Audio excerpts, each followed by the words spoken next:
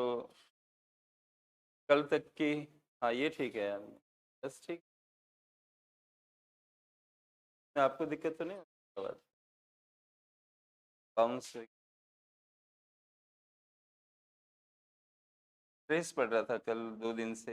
मैं स्ट्रेस में नहीं पढ़ा पाता हूँ, मतलब गले पे स्ट्रेस पड़ता है फिर।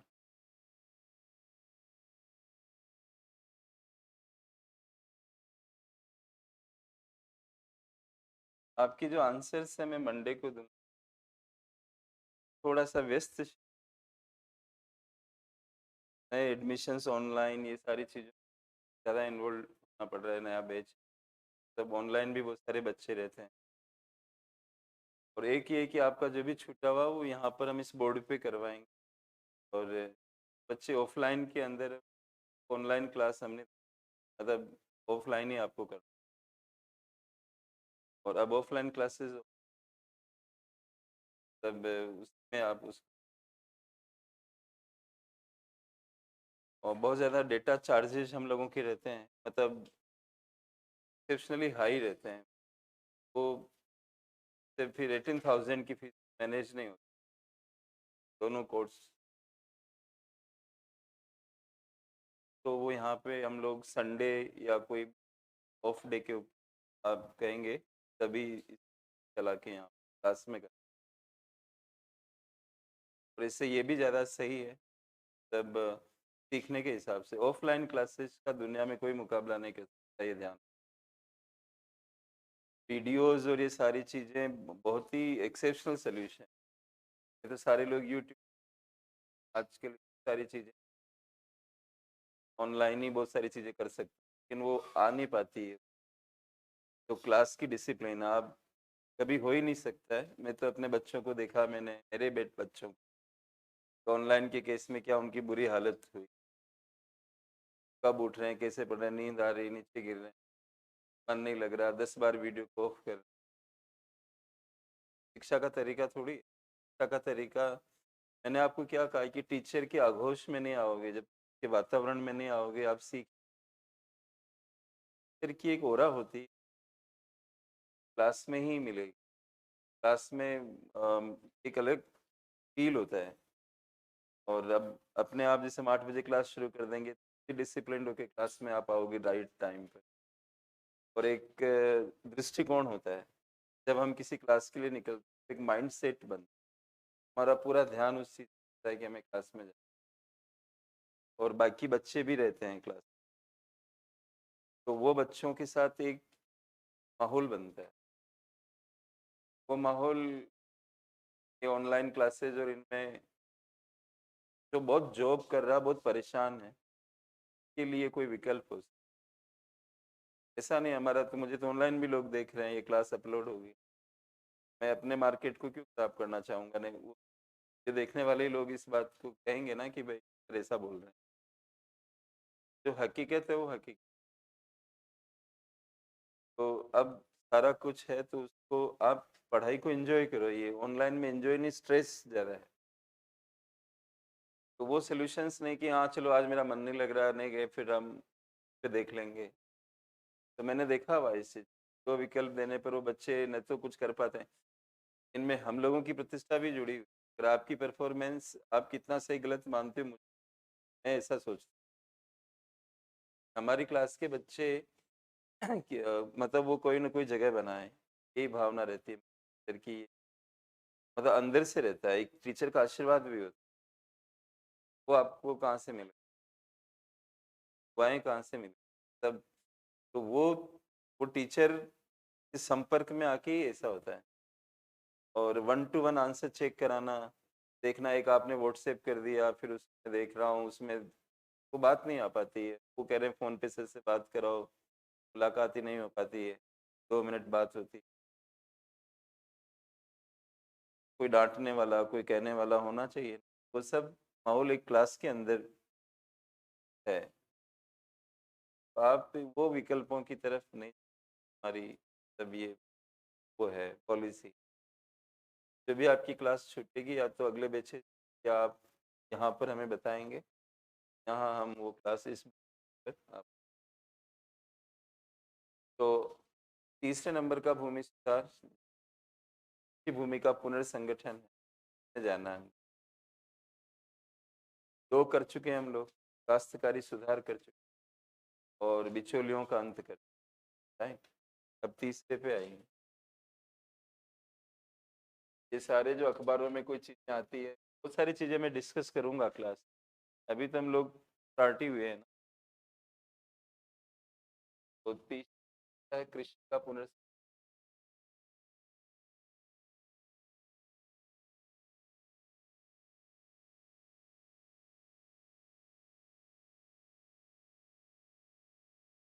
में 2 हैं, आप कैपिटल लेटर में ए लगा के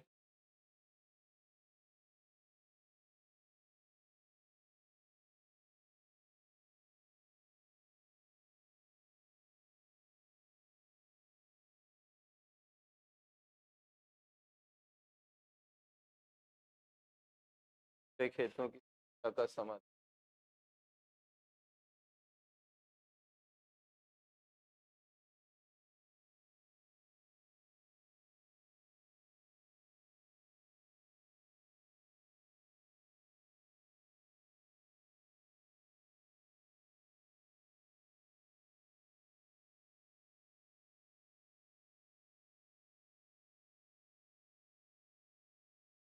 स्पीड कम करो। सर आपको फैन की आवश्यकता तो नहीं? ये बहुत आवाज़ कर, कि भी स्पीड को मॉडरेट मतलब कम कर देना, चलाना की आवाज़ ना करे। छोटे खेतों कभी स्लो स्लो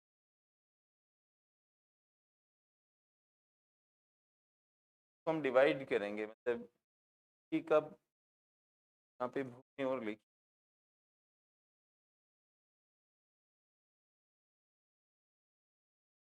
की भूमि का पुनर्संगठन, कृषि का नहीं, की भूमि का पुनर्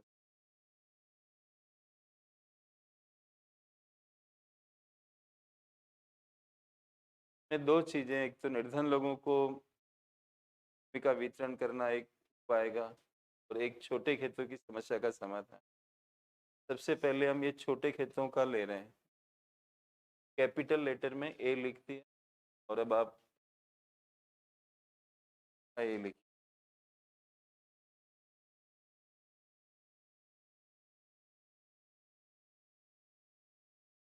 ऐसा लिखिए।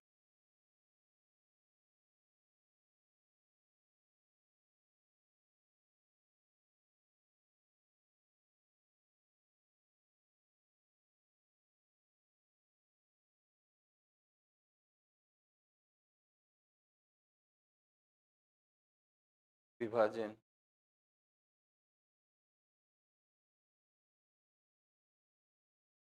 ब्रैकेट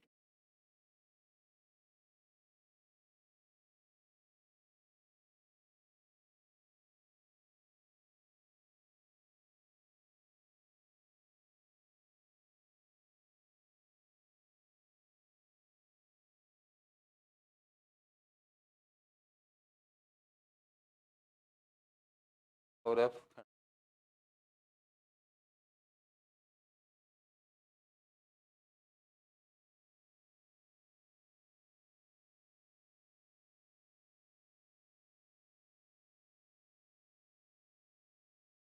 की भूमि का उप विभाजन और अपखंड। तो हम यहाँ से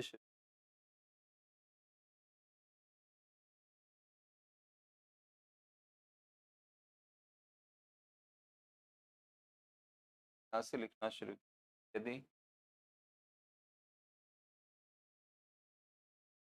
यदि कोई कृषि भूमि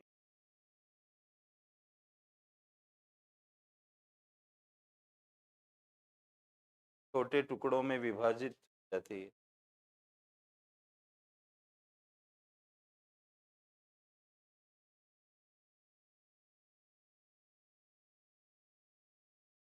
छोटे टुकड़ों में विभाजित,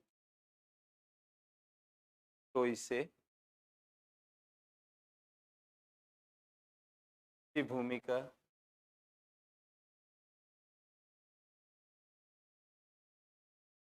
उप विभाजन कहते हैं।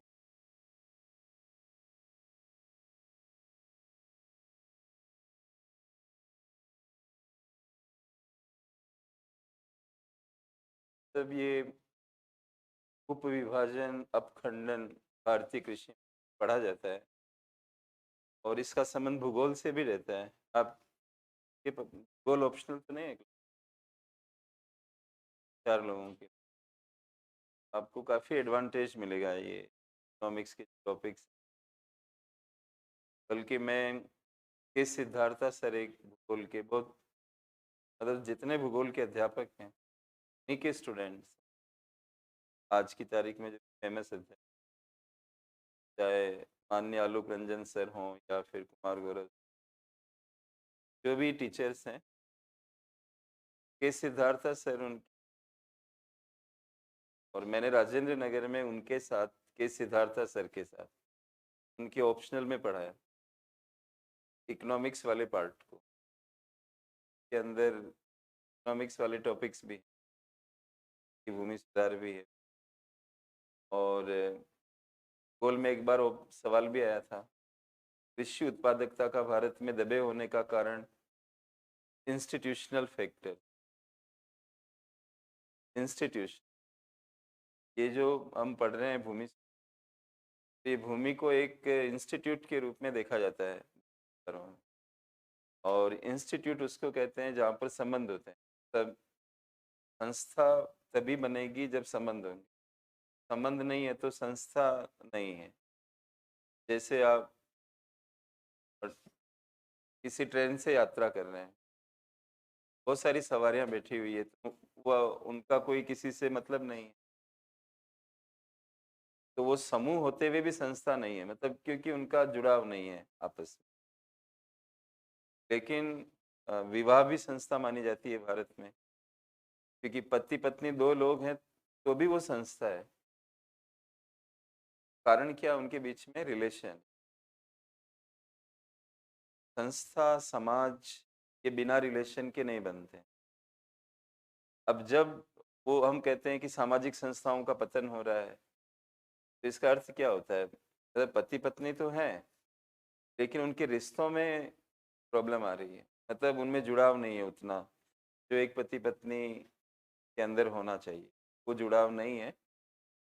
तो हम कहेंगे सामाजिक। पिता और पुत्र का संबंध भी एक संस्था है, लेकिन न पिता पुत्र के प्रति कर्तव्य का निर्वहन करता है, न पुत्र ही पिता के प्रति करता है, बस वो बायोलॉजिकल फादर और सन बने हुए हैं। तो हम कहेंगे सामाजिक संस्थाओं का पतन। संस्थाएं कहीं उड़ के नहीं जा रही है, मतलब उनकी जो डिग्री है रिलेशन की, वो खराब हो रही है। अध्यापक और छात्रों का जो संबंध है, तो वो मतलब अगर उसके अंदर सम्मान नहीं है, अनुपालना नहीं है, टीचर कुछ कह रहा है तो उनकी बात को मानना है, कोच जो होते हैं वो काम ही नहीं कर पाएंगे जब तक आप उनको की बात को मानेंगे नहीं। तो हम कहेंगे कि ये रिलेशन कमजोर हो गया। तो ऐसे हम वो रिलेशंस के रूप में उस चीज को देखते हैं। तो ये भूमि सुधारों में रिलेशंस की बात है, इसके अंदर भी गहराई के अंदर जाते हुए कि काश्तकार, भूस्वामी, ये सब एक रिलेशन से जुड़े हुए हैं, और ये रिश्ता खराब हो जाता है, शोषणकारी हो जाता है, तो इसका अंजाम क्या होता है? उत्पादकता, न सिर्फ आक्रोश पैदा होगा, बल्कि उत्पादकता भी कम हो जाए। अगर हमारे अमित जी को, उनको लगने लगे कि सर तो हमारा शोषण करते हैं, हमारा मिसयूज करते हैं, रात दिन हमें काम देते रहते हैं, तो वो फिर बस है तो है, खड़े हैं तो खड़े हैं, देख रहे हैं तो देख रहे हैं, मतलब वो ढीले हो जाएंगे। तो सिर्फ वेतन से काम नहीं चलता। मैन एक इकोनॉमिक मैन ही नहीं है, इंसान एक इकोनॉमिक मैन ही नहीं है, वो सोशल भी है, वो रेस्पेक्ट भी चाहता है। तो ये शोषणकारी चीजें, इसलिए भूगोल के ऑप्शनल में ये था कि भारत में कृषि उत्पादकता के दबे होने का कारण इंस्टीट्यूशनल फैक्टर्स भी हैं, तो उसमें ये चीज लिखनी थी। इंस्टीट्यूशनल फैक्टर्स में क्या आएगा, मतलब ये जो रिलेशन है ये आएंगे, प्लस आपके छोटे खेत भी आ जाएंगे। छोटे खेत है, ये लागत कारक है। इस तरह से भूगोल के अंदर इकोनॉमिक्स का बहुत रेंज बनता है। अगर कोई भूगोल का छात्र इकोनॉमिक्स की अप्रोच को मिक्स कर दे तो उसके नंबर उठ जाएंगे जबरदस्त तरीके। लेकिन उसको आर्ट पता होनी चाहिए किस बात को कहाँ पर जोड़ के प्रेजेंट कर। तो यदि एक खेत छोटे टुकड़ों में विभाजित हो जाए तो हम क्या कहते हैं? जैसे एक जिला होता है तो जिले के छोटे छोटे सब डिवीजन भी होते हैं, एसडीएम वगैरह बैठते हैं। वो सब डिवीजन प्रशासनिक कौशल के लिए बनाते हैं। लेकिन ये भारतीय कृषि में जो सब डिवीजन हो रहे हैं ये कौशल बढ़ा नहीं रहे हैं बल्कि उसको कम कर रहे हैं। ज्यादा छोटे खेत, जरूरत से ज्यादा छोटे खेत सही नहीं मानेंगे। जरूरत से ज्यादा छोटे खेत, वैसे वर्ल्ड बैंक का रिसर्च कहता है कि बहुत बड़े खेतों की तुलना में छोटे खेत ज्यादा प्रोडक्टिव होते हैं। लेकिन छोटे का मतलब उनका क्या है? मतलब बहुत छोटे खेतों से नहीं है। भारत में अभी टॉपिक शुरू किया, मैं फैक्ट्स के समय बात करूँ, मैं बताऊंगा आप, पहले लिख लेते हैं। तो सब डिवीजन समझ पा रहे हो ना? तो ये खेत बड़ा खेत है। अब एक फादर के दो लड़के हुए तो वो ये डिवाइड जाएगा। ये सब डिवीजन हो गया, एक टुकड़ा ये हो गया, एक ये सब डिवीजन। फिर ये एक खेत बन गया। कालांतर में जाके इस आदमी के भी दो बच्चे हो गए तो फिर ये टुकड़ा हो गया। फिर उनके हर एक के फिर वापस दो दो हुए तो फिर ये ऐसा हो गया। फिर इसके वापस दो हुए तो ऐसा हो गया। ऐसे ही जो प्रोसेस अंत है वो भारतीय कृषि में चल रहा है। आप कहते हो ना ढूंढते रह जाओगे, कि खेत किसी दिन ढूंढना पड़ेगा कि है कहाँ पर। यही चल रहा है ना। तो ये इसको हम कहते हैं उपविभाग। हर एक ऐसे होता जा रहा है। पैराग्राफ चेंज कर, यदि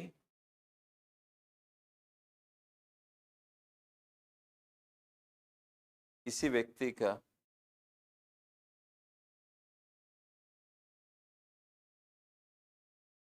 कुल भूस्वामित्व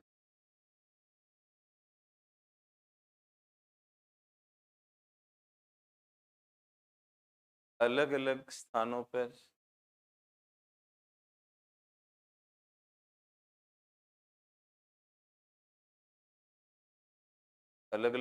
पर बिखर जाए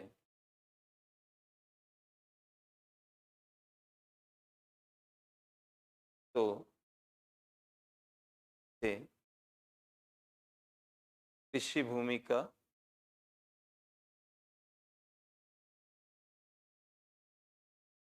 अपखंडन अपखंडन कहते हैं। यहाँ मामला अलग है। ये भूस्वामित्व बिखरा मतलब आप कीवर्ड्स पकड़ो हमेशा मेंस के लिए या अपनी समझ के लिए। एक मेन शब्द ढूंढा जाना चाहिए। बिखराव आ रहा है, मतलब बिखराव फ्रेगमेंटेशन है। सबसे पहले तो ये मन में बोलो कि बिखराव, राइट? तो बिखराव अलग समस्या है और छोटापन होना अलग। तो एक आदमी का भूस्वामित्व बिखर जाता है। गाँव में होता है ना कि अलग अलग साइडों के अंदर कोई तालाब के पेटे की जमीन है तो कोई रोड पे है तो कोई किधर है, इस तरह का कोई नहर के पास है। ऐसे अलग अलग जगहों पे होता है। अब एक आदमी की जगह जमीनें सब जगह पे रह रही, उसके बच्चों की जो डिवीजन होगी तो हर जगह पे हो जाएगी।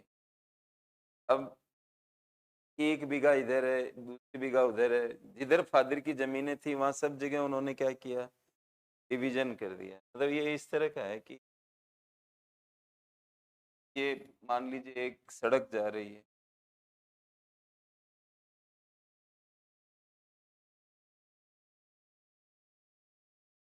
अब यहाँ पे एक खेत है, इधर भी कोई खेत है। अब आमतौर पे क्या होता है, जो बच्चे होते हैं वो कहते हैं भाई हमारा अलग-अलग जगह पे अलग-अलग बँटवारा होना चाहिए। तो फिर ये क्या होगा कि आधा यहाँ पर हो गया, इसके 2 लड़के हैं, आधा इधर ऐसे हो गया, इधर हो गया। अब मान लीजिए एक का नाम ए है, एक का नाम बी, इधर भी ए और बी। अब इसकी साइज़ 1 बीघा है। मान लीजिए इसकी साइज़ भी हम 1 बीघा ही मान लेते हैं, और भी हो सकती है, 1 बीघा मान लिया। अब आपको कोई पूछे कि ए का कुल भू-स्वामित्व बताइए, तो आप 2 बीघा बोलोगे ना? 2 बीघा टोटल इसकी स्वामित्व। लेकिन वो एक जगह नहीं है, मतलब ये टूट गया ना, 1 बीघा इधर, 1 बीघा। इसको हम कहते हैं फ्रेगमेंटेशन, तो बिखराव। तो आप लोगों की ज़िंदगी में भी बिखराव है कि भई आप यहाँ दिल्ली में रहते कहीं और जगह हैं, रहते कहीं और जगह हो, और जीएस करने कहीं और जगह, या मेरे यहाँ आते हो जैसे इकोनॉमी करने के, ऑप्शनल करने के लिए कहीं और जाना पड़ता होगा, भोजन कहीं और करना पड़ता, मतलब एक बिखराव है। अगर आपको कोई ऐसा कैंपस मिल जाए जहाँ पर खाना भी मिलता हो, रहना भी वहीं हो, लाइब्रेरी भी वहीं हो। एमबीए स्कूल्स में क्या होता है, जो इंस्टीट्यूट वो बहुत दूर जंगल में स्थापित करते हैं उनको, बहुत अच्छे-अच्छे इंस्टीट्यूट्स ऐसे ही होते हैं। या मसूरी चले जाओ, जब मसूरी जाओगे, या वहाँ पर क्या है, वहीं रहना है ना उस बिल्डिंग के अंदर मसूरी, वहाँ खाना-पीना, क्लास भी वहीं है। तो आपको कोई टाइम बचता है, एनर्जी बचती है, माइंडसेट भी सही रहता है। तो आपकी एफिशिएंसी क्षमता बढ़ जाएगी पढ़ने की या कोई भी चीज़ को लर्न करने की। तो बिखराव अच्छा नहीं होता है, कहीं किसी भी फील्ड के अंदर हो। ये नहीं कि हम एग्रीकल्चर में ही इसकी नेगेटिव बात ढूँढते हैं, मतलब किसी भी फील्ड में अगर बिखराव है, तो वो आपकी उत्पादकता, कुशलता को डाउन कर। अब ये आदमी इधर जाएगा खेत को सँभालने, फिर इधर भी जाएगा। अगर उसके पास बाइक है तो इधर भी उसको पेट्रोल जलाना है, इधर भी। कोई ट्रैक्टर वाले को करेगा तो इधर भी भेजना, इधर भी, मतलब उसको न सिर्फ लागत बढ़ेगी बल्कि उसकी वो मैनेजमेंट में दिक्कत आएगी। तो एक उपविभाजन और एक अपखंडन। आप पैराग्राफ बदल के नीचे लिखिए। भारतीय कृषि में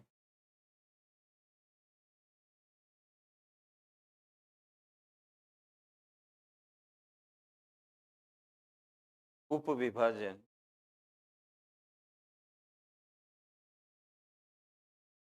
और अपखंड,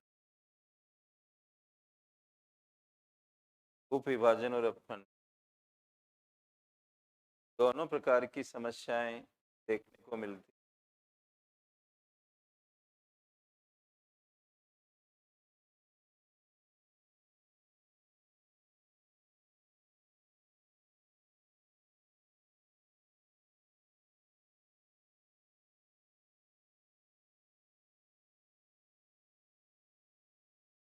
अब आप लोग ए में लिख रहे थे ना, ये सब ए में ए चल रहा है, तो हमने लगाया था उसमें आपने ए, अब बी लिखी।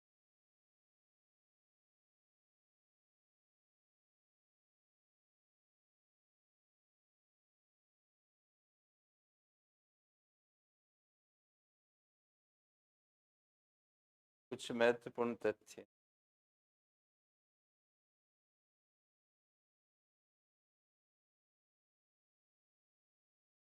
थोड़ा पारंपरिक टॉपिक है इसलिए इसमें इतने अपडेशंस नहीं है, मतलब आगे बहुत सारा मेंस पढ़ा हुआ है, वहाँ बहुत अपडेशंस आते हैं।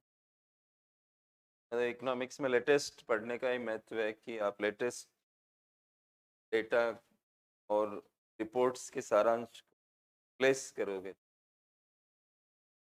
ये यही एक टॉपिक है आपके मेंस के सिलेबस में, पारंपरिक नेचर का ज़्यादा है। अब इसके बाद में मैं जैसे कि एमएसपी कृषि सब्सिडियों में जाऊंगा, तो अब डब्ल्यूटीओ का सम्मेलन हुआ, वो सारे जो डेवलपमेंट्स है वो आएंगे। अब आप पुराने नोट्स उठा के यहाँ पर तो क्या है कि पुराने नोट्स पे नया चिपका के कुछ-कुछ करते हैं, तो बेचते रहते हैं।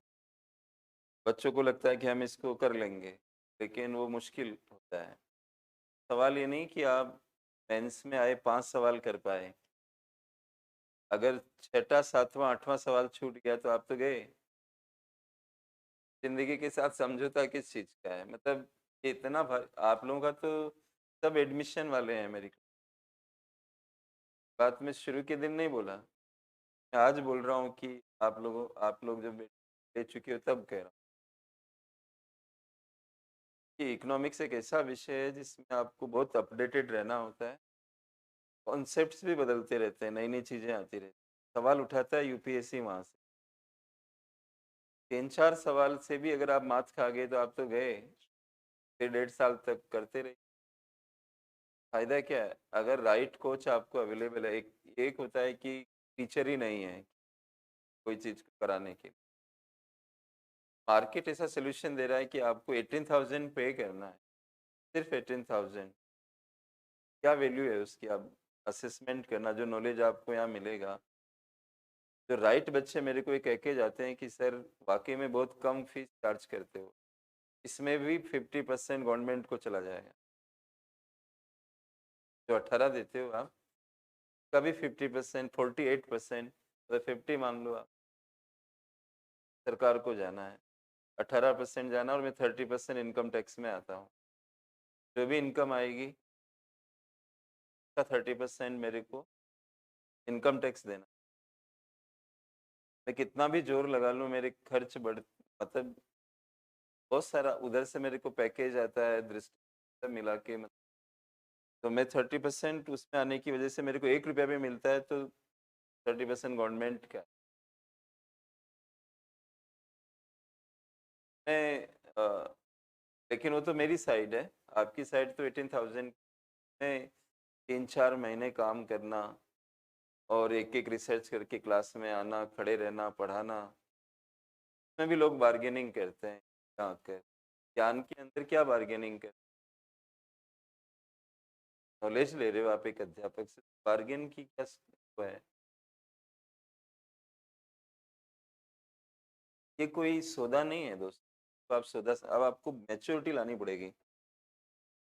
यूपीएससी छोड़ो आप, वो तो एक है जिसको हासिल करना। आप क्या हो ये देखो। एक अच्छे व्यक्तित्व से तो आप एक सही मार्ग सही रखो हमेशा। ईमानदारी का मार्ग होना चाहिए और इस मानव जीवन को एक मानव जीवन मिलता है एक इंसान में वो अगर कुछ नहीं कर पाया, हम साधु तो नहीं बन सकते। मान लीजिए गृहस्थी है माता-पिता की और साधु भी बनना हो, तो माता-पिता से पूछ लेना। इजाज़त के बिना साधु बनने से आपको कोई फ़ायदा नहीं होगा और पत्नी शादी कर ली, बाद में साधु बनना है, तो पत्नी से आज्ञा लेनी पड़ेगी आप के बाद ही आप सन्यासी बन सकते। ऐसे सन्यास लेने का मतलब आप भाग रहे हो, ये मतलब है। तो हमें तो एक संतुलन बनाना है कि एक गृहस्थ जीवन जो होता है या छात्र जीवन, गृहस्थ जीवन मूल्य आधारित जीवन नहीं है, तो वो जीवन को धिक्कार करता हूँ मैं कि वो घृणा के लायक है। तो आईएएस बनना तो बहुत आगे की बात है। पहले खुद के अंदर ये संकल्प शक्ति लानी चाहिए कि मेरे को ईमानदार रहना है। यहाँ भी और पब्लिक ऑफिस में। अगर मैं किसी पद पे प्रतिष्ठित हूँ, तो मेरे को एक टास्क मिलता है ईश्वर की कृपा से उससे ईमानदारी से नहीं। जिस दिन कोई कॉम्प्रोमाइज़ होने लगे तो अपना त्याग पत्र हैंड ओवर कर देना, मेरे से नहीं होगा। आप इसको तो आदर्श जीवन जीना चाहिए। शिक्षा में आके हम ऐसे बार्गेन करते हैं, उसमें घुमाते हैं। ये शुरू से ही आप मैनिपुलेशन सीखते हो, तो आगे क्या करोगे? भाव से भाव की प्रधानता कृष्ण कहते हैं कि मेरे को आप फूल, पत्ती कुछ भी समर्पण कर दो। शिव तो सिर्फ जल की माँग करते हैं, जल भी वो तो कुछ नहीं भाव ही नहीं है, अहंकार है, तो फिर आपको ज्ञान नहीं आ सकता, कभी भी। बात मेरी गाँठ बाँध देना। तो आगे ध्यान रखिए। यहाँ तक तो ठीक है, लेकिन keep this thing for future in your mind कि हमें कैसे बिहेव करना है, कैसे बातचीत। मेरे मुँह से पहली बात तो मैं रतन टाटा जी को फ़ॉलो करता हूँ और मैं कोशिश करता हूँ कि मैं कुछ बोलूँ ही नहीं, पहली बात। रतन टाटा जी ने उनका एक मतलब प्रेम प्रसंग था रतन टाटा जी का, कि बाहर मतलब एक लेडी से उनको लव हुआ, तो वो ये बात कह दिए कि मुझे आप ही से शादी करनी है।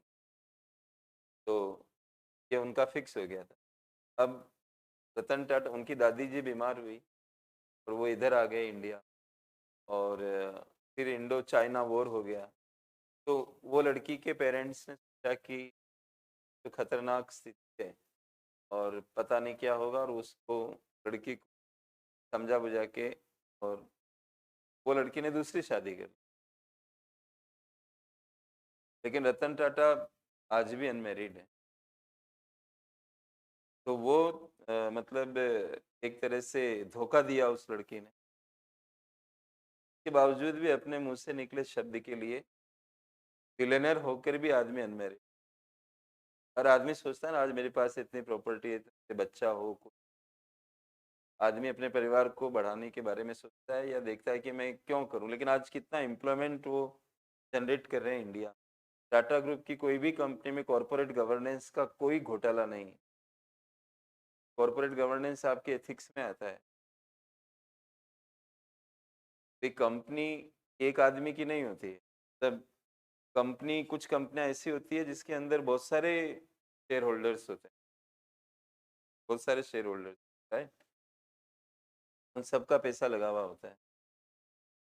लेकिन कंपनी में किसी की हिस्सेदारी ज़्यादा होती है तो वो उसको मैनेज करता है। मैनेजमेंट बोर्ड बनाने में भी उन्हीं की रोल या भूमिका रहती है।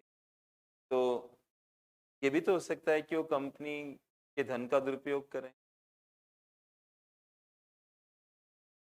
कंपनी के नाम से गाड़ी खरीद ले, गाड़ी का यूज़ कर रहे हैं अपने परिवार के लिए। पैसा तो कंपनी ने दिया ना, कंपनी आप चला रहे हो चलो ठीक है, लेकिन आप ही मालिक हो ऐसा तो नहीं है। जब बहुत सारे शेयर होल्डर्स उसके हैं, हिस्सेदारी रखते हैं, तो उन सबका पैसा, चाहे 1 रुपया हो किसी का, तभी तो अंश लगा हुआ है ना। अब आप कंपनी के नाम पर गाड़ी खरीद रहे हो, कंपनी के नाम पर घूमने जा रहे हो, यात्राएं कर रहे हो, अपने पसंद वाले लोगों को भर्ती कर रहे हो, स्टाफ बढ़ा रहे हो, बॉडीगार्ड लगा रहे हो, राइट। तो ये मीटिंग के नाम पर आप 5 स्टार होटल में जा रहे हो, वहाँ पे खर्चे कर रहे हो, अनाप शनाप कंपनी के नाम का बिल काट रहे हो। क्या ये, इसको हम गवर्नेंस कहेंगे? ये वाली बात तो आपकी गुड गवर्नेंस में है, पॉलिटिकल साइंस में द सेम ही है। हम सरकार बनाते हैं तो सामने वाले को सारी, हमारा राजकोष, हमारी सारी चीजें, जितनी भी भारत सरकार की मतलब भारत की संपत्तियां हैं, वो सबके ऊपर उनका कंट्रोल, जब तक वो सत्ता में रहेंगे तो वही निर्णय करेंगे। यही बात है ना। वो भी वो भी वैसा ही काम है जैसा कि कंपनी के लिए मैं आपको तो विष्णुगुप्त तो ऐसे थे चाणक्य कि भाई उनके पास चला गया कोई आदमी, तो उन्होंने कहा भाई राजकीय दीपक जल रहा है, पहले मैं इसको बुझाऊंगा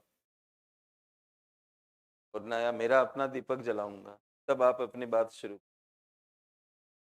कि आप निजी बात के लिए, वो पहले पूछते थे कि निजी बात है या सरकारी काम के लिए आए? बोले प्राइवेट बात है। प्राइवेट है तो आप थोड़ा इंतजार करो। वो दीपक बुझा के नया रात में अपना दीपक जलाया। वो विष्णुगुप्त जो मौर्य साम्राज्य और इनको स्थापित करने में जिनका वो इतने साधारण, ये है ह्यूमन लाइफ थोड़े टाइम की है। तो करप्ट होके क्या कर लोगे, क्या मिल जाए, थोड़े टाइम की। तो आप मूल्य आधारित चीजों पे चलो। देखो आपको यूपीएससी होता है कि नहीं होता, मन को साफ करो। मन में गंदगी रख कर यूपीएससी मजा नहीं आता है। तब जाके आपको तब करने की इच्छा पैदा होगी, दूसरे के लिए, दूसरे के लिए सोचो। तब आप में मोटिवेशन आए।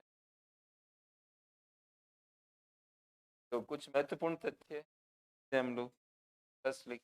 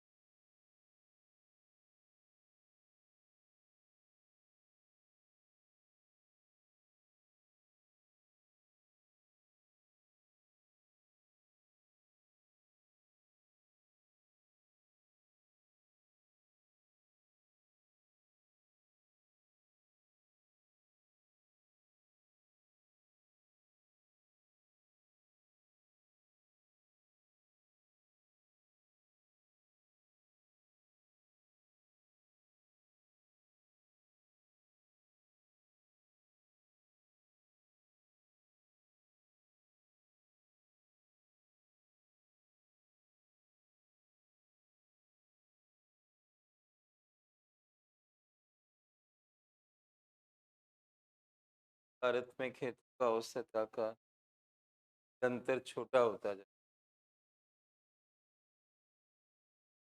अब ये बात को हम ऐसे तो लैंग्वेज भी बना सकते हैं, आपको तरीके कुछ बताऊंगा तो इस बात को करने के लिए हम लोग एक एरो बना लिया है। यहाँ पर लिखिए 1921।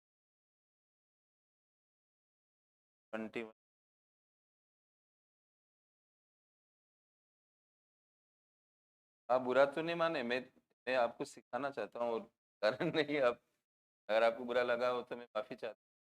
लेकिन आप आपको कोई कहने वाला होना चाहिए ना, जब जागो तभी सवेरा, तो कोई कहने वाला होना चाहिए तो आपको बढ़िया मोटिवेशन मिले। मेरा यही इरादा है,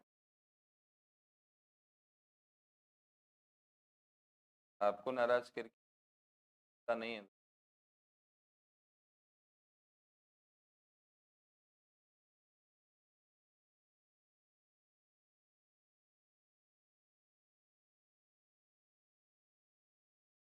2.28 हेक्टेयर।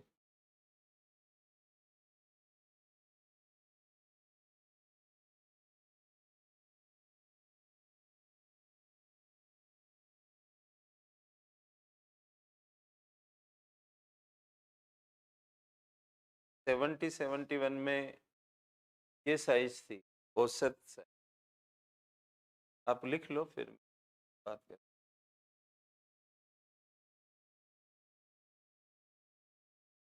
औसत आकार आपके मन में चल रहा होगा कि कैसे निकलता होगा। तो जो भी हमारे देश की जहाँ पे कृषि होती है, तो तकनीकी भाषा में क्रियात्मक भूमि, ऑपरेशनल लैंड के चक्कर में नहीं पड़ना है ज़्यादा।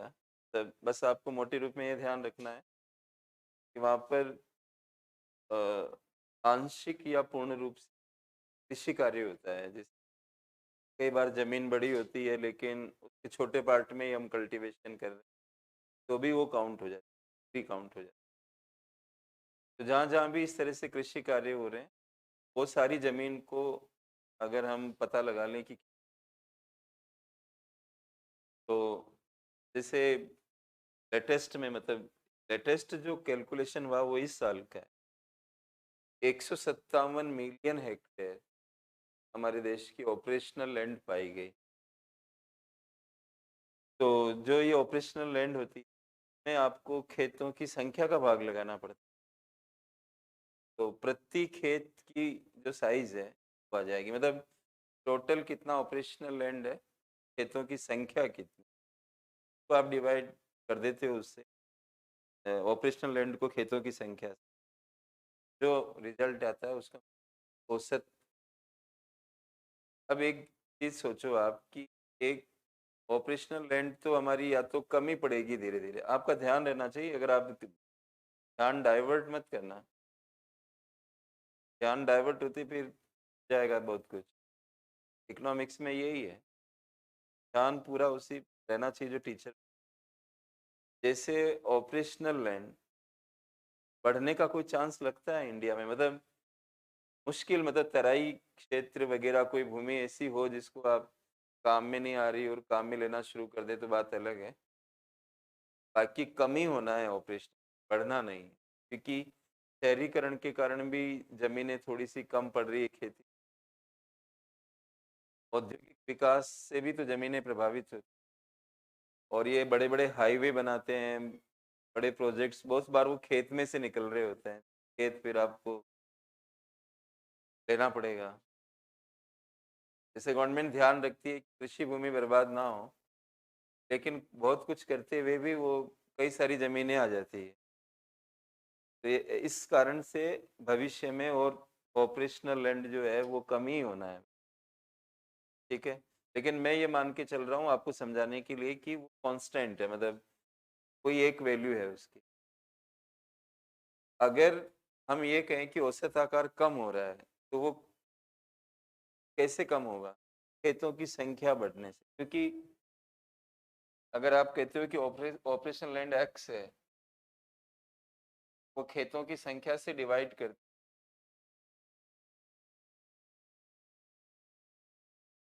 तो ही तो औसत आकार निकलेगा। औसत आकार का सूत्र क्या बनेगा? वहाँ मेंस में सूत्र उत्र नहीं देना, मैं सिर्फ समझा रहा हूँ। ये ऑपरेशनल लैंड है एक्स और ये खेतों की संख्या, मैंने इसको कांस्टेंट मान, जब हम किसी चीज को कांस्टेंट करते हैं तो एक लाइन खींच, कांस्टेंट हो गया। अब कोई कहे कि खेतों की औसत आकार गिर रही है, तो इससे एक छिपा हुआ मतलब क्या बाहर निकलता है कि खेतों की संख्या बढ़ रही होगी। और खेतों की संख्या भारत में बढ़ने का अर्थ क्या है? पहले वाले खेत के टुकड़े हो रहे होंगे, नए खेत तो आने से। हाँ, आप पाकिस्तान पर आक्रमण करके उस पर कब्जा कर लें तो हो सकता, बाकी तो नहीं संभव है। तो वही खेत के टुकड़े होंगे, तो ही तो संख्या बढ़ेगी। अब टुकड़े होने का मतलब ही समझ जाओ कि वो छोटे हो रहे हैं, राइट? तो वापस लौट जाते हैं अपनी जगह पर, ये कम होता जा रहा है। फर्स्ट फैक्ट ये। अब दूसरा लिखिए, सेकंड। अच्छा, एक काम और करिए, इसके पीछे है यहाँ पर लिखिए,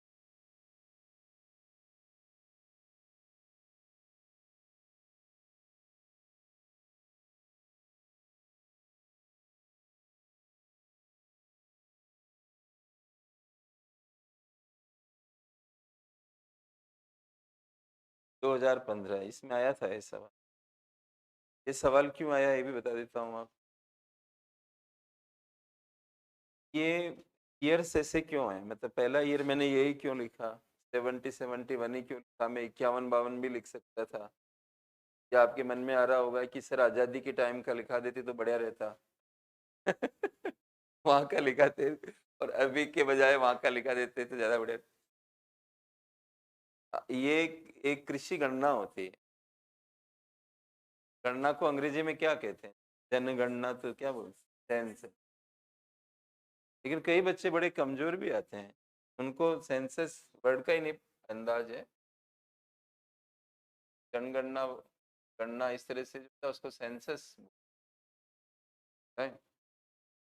तो एग्रीकल्चरल सेंसस होता है, केंद्र सरकार खर्चा करती है, करवाते राज्य हैं, सारा पैसा केंद्र देता है। पहली ऐसी गणना 70 71 में हुई थी, पहली। इसलिए हमारे पास इसके पीछे का डेटा नहीं है, और होंगे तो हम ऑथेंटिसिटी में डाउट वाला मामला हो जाता है, क्योंकि कई कमेटियां अलग अलग बोलती रहती है। तो पूरी लार्ज स्केल पे जो इंडिया में हुआ उसको आधार बनाया हमने। तो 70 71 मैंने इसलिए लिया, और 95 96 एक बीच का ले लिया कोई, और 15 16 के आंकड़े लेटेस्ट है, के बाद की कोई गणना हुई नहीं। वैसे 5 साल के गैप में ये गणना होती है, तो ये 2020 में हो जानी चाहिए थी, उसके डेटा अब तक आ जाने चाहिए थे, लेकिन वो नहीं हो पाए। तो हमारे पास 15 16 के ही आंकड़े अवेलेबल है। लेकिन जब मेंस में 15 में सवाल आया था, तो आम तौर पे जिस वर्ष को आधार बना के आप गणना करते हो उसके आंकड़े उस समय नहीं आ पाते हैं, और 15 के अंदर ही यूपीएससी ने सवाल पूछ लिया कि भारत में खेतों का औसत आकार छोटा हो रहा है, क्या ये बात सही है? तो उन्होंने ये सवाल क्यों पूछा, मतलब उसका कारण क्या बना? क्योंकि 15-16 के आंकड़े तो आए नहीं थे। तो 10-11 5-5 साल का गैप बता रहा हूँ ना आपको। जो 10-11 की गणना थी, उसके आंकड़े 5 साल बाद आए, 15-16।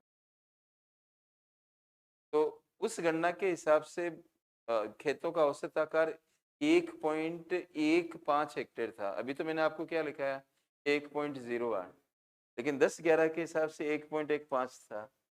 तो अगर आप 1.15 को भी लिखते हो, तो भी तो ये पता लग रहा है कि खेतों का औसत आकार कम हो रहा है। इसलिए यूपीएससी ने सवाल बनाया। लेकिन अब हम 1.15 क्यों लिखेंगे जब हमारे पास नई गणना आ गई? तो हमने 1.08 लिख दिया। 1.08 लिखो, 1.15 लिखो, खेत का आकार तो गिर ही रहा ना इंडिया में। ये पुष्ट हो रहा है कि नहीं हो? लेकिन हम लेटेस्ट लिखेंगे, तो लेटेस्ट मैंने आपको लिखवा दिया। ये पहला तथ्य, तथ्यों में फर्स्ट था। अब दूसरा लिखिए।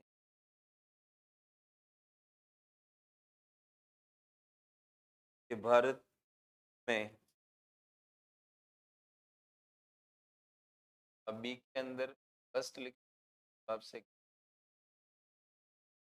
महत्वपूर्ण का हेडिंग कंप्लीट, आप लिख रहे हो, भारत में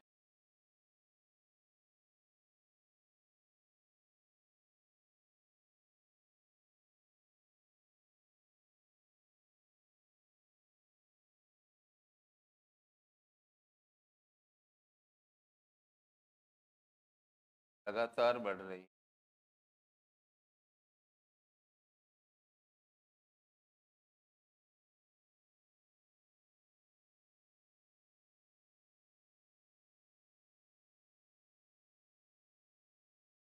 ग्राफ चेंज, वर्ष 2010-11 में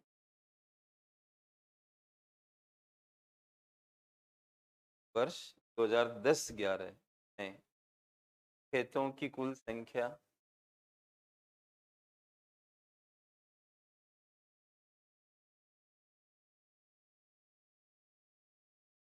बढ़ती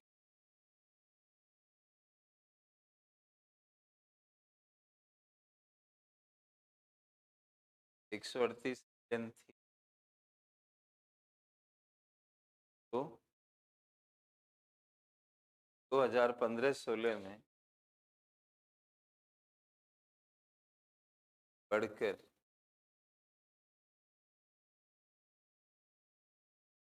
146 मिलियन,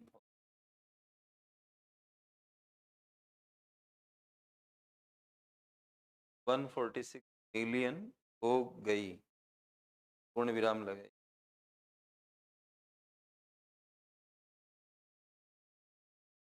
खेतों की, आगे लिखिए, खेतों की निरंतर बढ़ती संख्या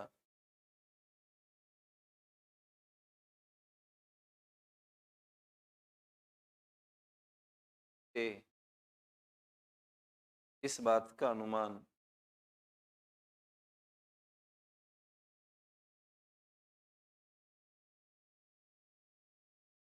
लगाया जा सकता है कि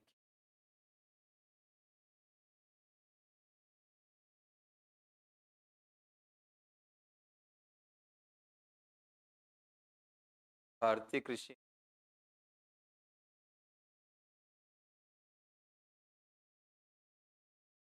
उप विभाजन की प्रक्रिया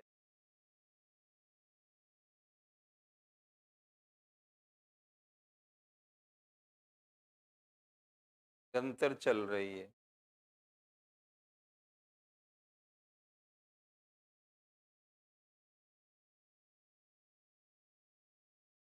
अनुमान भी ज्ञान का आधार होता है। पूर्ण अनुमान भी ज्ञान का सोर्स होता है। भारत का न्याय दर्शन आपको पता होगा, छठ दर्शन भारत का फेमस, एक ज्ञान का सोर्स होता है अनुमान। जैसे आप सेंसेक्स को देखकर आप अखबार में पढ़ते हो ना, भारत का सेंसेक्स इतना गिर गया, हाँ, और या चढ़ गया, तो हम अनुमान लगाते हैं तो देख के कि भाई भारत के स्टॉक मार्केट के अंदर बिकवाली हो रही है या खरीदारी हो रही है, अनुमान लगा।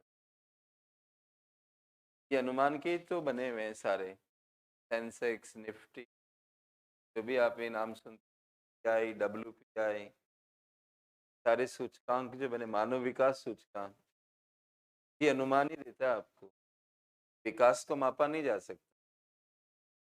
समझने वाली बात है, विकास को आप माप नहीं सकते, राइट? अनुमान ही लगा सकते कि विकास का स्तर। अब हम कहते हैं कि मतलब ज्यादा शिक्षा जिस देश में है तो उस देश का मानव विकास अच्छा होगा, मतलब ये अनुमान लगाते हैं। और वो भी हम क्या देखते हैं, फॉर्मल शिक्षा देखते हैं ना, भाई जो भी स्कूल है, सिस्टम है मान्यता प्राप्त, उसमें कोई आदमी आगे क्लास पास करता जा रहा है तो ही मानेंगे ना। एक आदमी ऐसे बैठ के ज्ञान प्राप्त कर रहा, पीपल के पेड़ के नीचे बैठे, और वो अंग्रेजी वगैरह सब सीख गया, तो भी हम उसको कोई मान्यता नहीं है। मतलब स्कूल में जाना जरूरी है, कॉलेज में जाना जरूरी है, उसी से तो पता लगाते हैं हम लोग। हाँ, आप साक्षरता वगैरह पता लगाओगे जब चल जाएगा मामला। भाई उसको कहेंगे किताब पढ़ के बताओ आती की, किताब पढ़ना आता है कि आराम से पढ़, तो हम कहते हैं ये साक्षर है। साक्षरता के लिए स्कूल की फॉर्मेलिटी जरूरी नहीं, बट शिक्षा का डिग्री जानने के लिए आपको ये पता कि आप PhD हो क्या, MA हो क्या, कौन से कॉलेज से की, ये बातें करते हैं ना। तो हम ये अंदाज लगाते हैं कि जिस मतलब देश के अंदर ज़्यादा लोग ये क्लास पास कर चुके हैं तो वहाँ का मानव विकास अच्छा होगा। लेकिन ये ज़रूरी तो नहीं है। कोई आदमी कैसे पास हो रहा है, जिन्हें नकल करके पास हो गया, तो आप कैसे कह सकते हो कि उसको ज्ञान है? पढ़े लिखे लोग, जैसे अली कहता है, जो मेरी गाड़ी चलाते हैं, अली मियाँ कहते हैं भैया पढ़े लिखे जाहिल होते हैं। मेरे को कहता है या क्या करना चाहता है ये मेरे को नहीं पता, लेकिन वो जब भी कोई पढ़ा लिखा आदमी कुछ कर देता है तो मेरे को जरूर बोलता है। मैं साइड में बैठा रहता हूँ, कहते भैया पढ़े लिखे जाहिल होते हैं। तो जाहिल क्यों कह रहा है, मतलब कहीं ना कहीं वो भी सोच रहा है कि इसे, इस आदमी से अच्छे तो हम हैं, कम से कम अनुशासन में तो चल रहे हैं, पढ़े लिखे नहीं है तो क्या हुआ कि भैया देखो गाड़ी को यहाँ पार्क कर गया, बताओ कैसे निकालूं अब, ये पढ़े लिखे हैं, ऐसे बोलते हैं। विद्या ददाति विनयम, मतलब ये सारी बातें जो है, वो शिक्षा ही क्या हुई जो संस्कार नहीं लेके आई, और वो ज्ञानी क्या हुआ जो झुकना नहीं सिखाया, नहीं। और कई सारी चीजें हैं, लोग PhD कर लेते हैं, डिग्रियां अरेंज कर लेते हैं, उनको कुछ आता जाता नहीं, मैनेज कर लेते हैं, प्रोफेसर से मिल लेते हैं, अवार्ड हो जाती है डिग्री। तो इसका मतलब ये नहीं कि आप जो PhD है तो ये बहुत ज्ञानवान हो गए।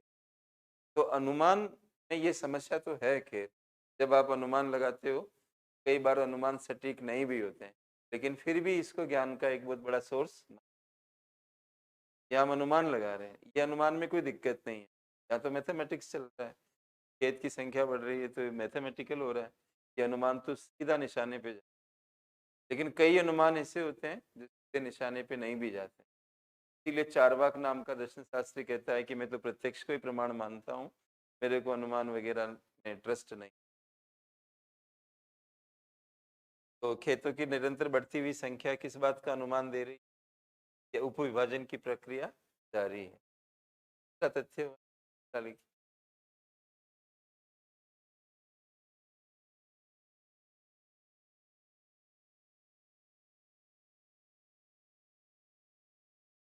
भारत में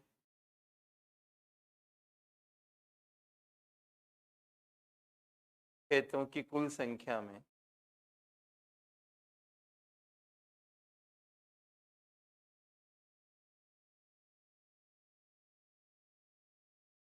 आप इस तरह से क्यों लिख रहे हो? यहाँ पेड मिलता है ना, आपने नहीं लिया है क्या डायरी पे करके ये ऐसा देते हैं ना ऑफिस में, आपको नहीं मिला?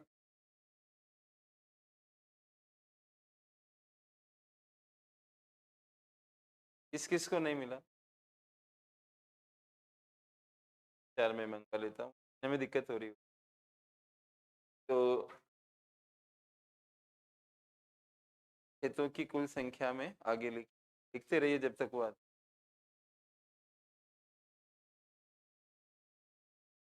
अंत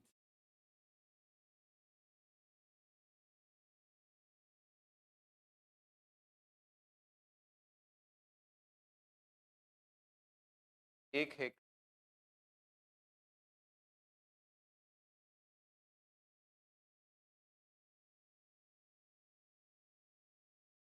नहीं, दे देना आप, पेड़ दे दो इन।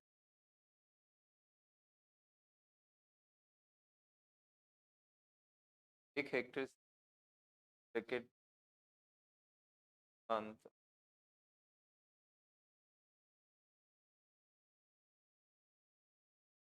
लघु 2 हेक्टेयर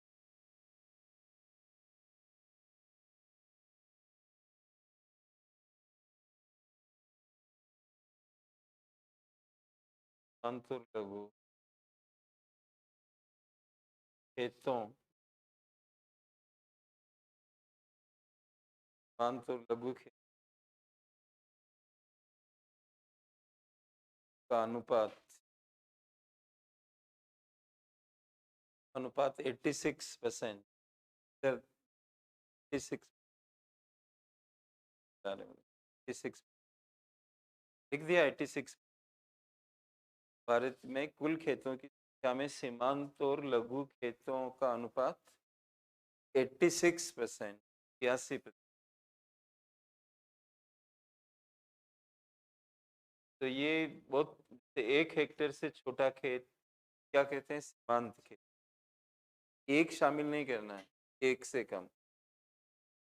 और दो से कम जो होता है उसको क्या कहते हैं? लघु। एक और एक से अधिक, लेकिन दो से कम आएगा लघु में। कि एक से कम क्या है? पैराग्राफ चेंज, क्या अगला पॉइंट लिखो, नेक्स्ट पॉइंट बना। नेक्स्ट कौन सा नंबर था? तीसरा, चौथा लिखिए।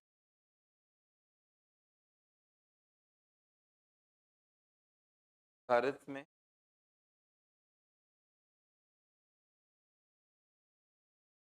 सीमांत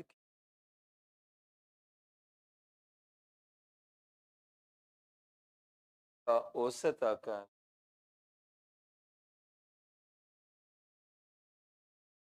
सीमांत खेत का औसत मात्र 0.38 है।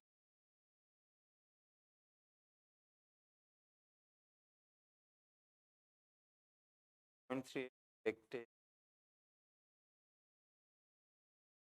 न सिर्फ 1 हेक्टेयर से, मतलब थोड़ा सा इसमें और समझने में आसानी हो गया। 1 हेक्टेयर से छोटे खेतों को सीमांत कह रहे हो, और सीमांतों की भी एवरेज साइज क्या आ रही है? 0.38 है। तो बहुत ज्यादा छोटा नहीं हो गया ये? अगला बिंदु भारत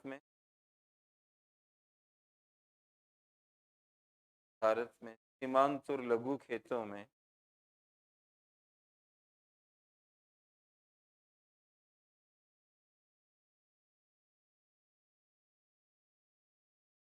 क्रियात्मक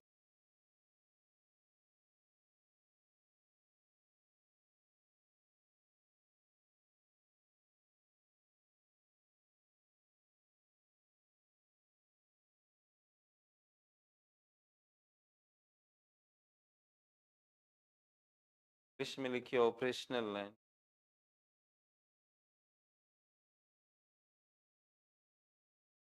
क्रियात्मक का 47% भाग है।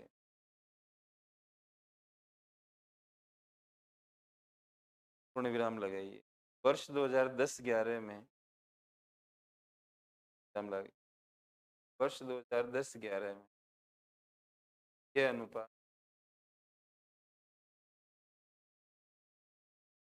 44% था।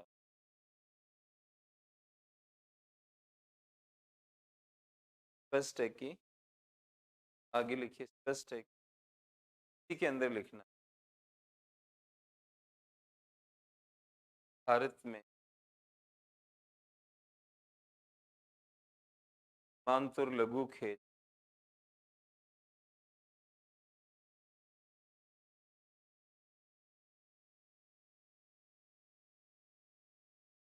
अधिक से अधिक क्षेत्र में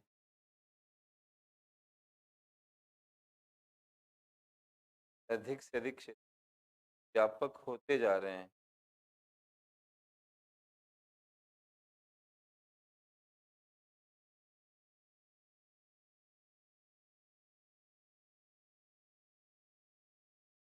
तब पहले 44 वाले पार्ट में थे, मतलब उनकी जो एरिया बढ़ रही है क्या,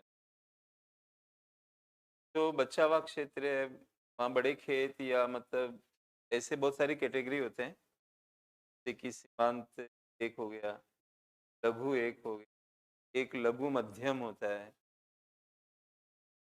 आप 2 हेक्टेयर तक तो समझ लिए मेरी क्लास। 1 हेक्टेयर से कम सीमांत खेत, 2 हेक्टेयर से कम लघु खेत, 4 हेक्टेयर से कम लघु मध्यम, 10 हेक्टेयर से कम मध्यम, और 10 और 10 से ज्यादा वृहत। लेकिन इसे फायदा नहीं है, रिकॉर्ड पर मत लाओ। तो रिकॉर्ड पर मत लाओ का मेरा कहने का मतलब ये है कि ये कहीं काम नहीं आएगा। ज्ञान भी आकर्षण देता है कहीं, और हम उसके गड्ढे में गिरने, मतलब आपके लिए थोड़ा सा ये है कि परीक्षा टारगेट है, आप आपको पढ़ाना तो है नहीं, परीक्षा टारगेट है। वो मैं हमेशा ये बात आपको ईमानदारी सिखा रहा हूँ, आपको अनुशासन अपनी साइड से कह रहा हूँ। आपको क्या अपनाना है और नहीं अपनाना, अपने विवेक का आप प्रयोग।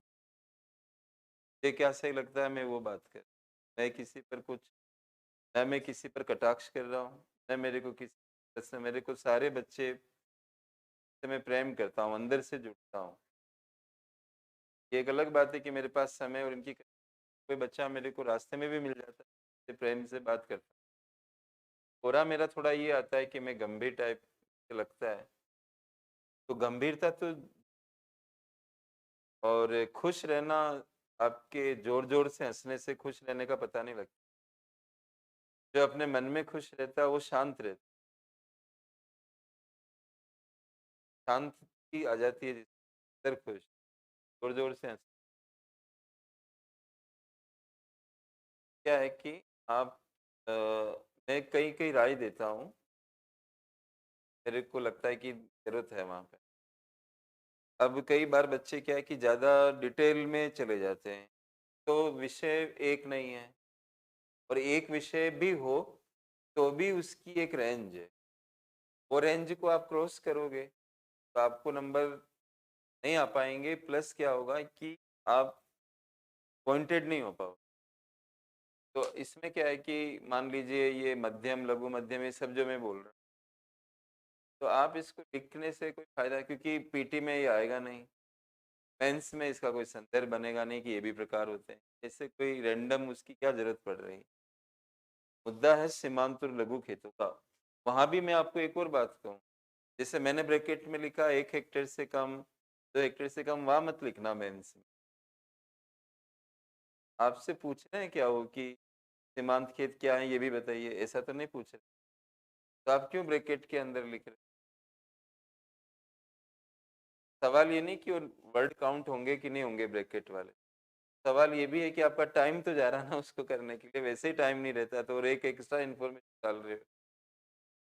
मुद्दा क्या है, जा कहाँ रहे हो? तो बात ये है कि छोटे खेतों की इश्यू को हाईलाइट कर, के लिए आपको लिखना है कि सीमांत और लघु खेत ये ज़्यादा है संख्या में, और हमारे यहाँ 146 मिलियन जो खेत है टोटल, उसमें 86 यही खेत, और इनकी भी औसत साइज आपको लिखनी हो सीमांत की, लघु मत डालना।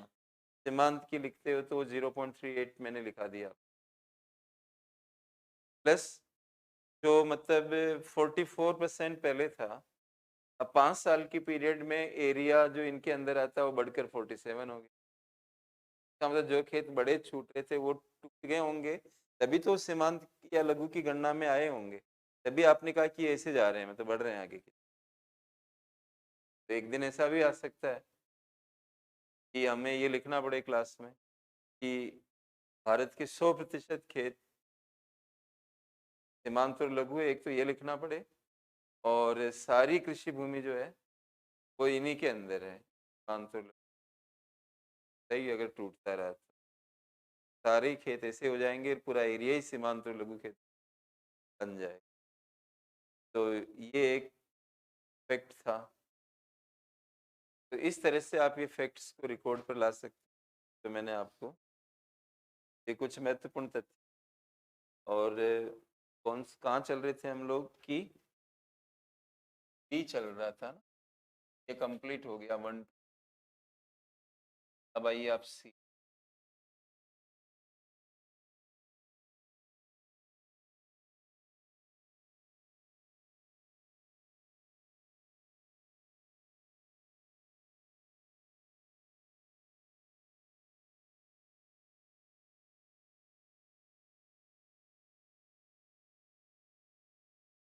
अब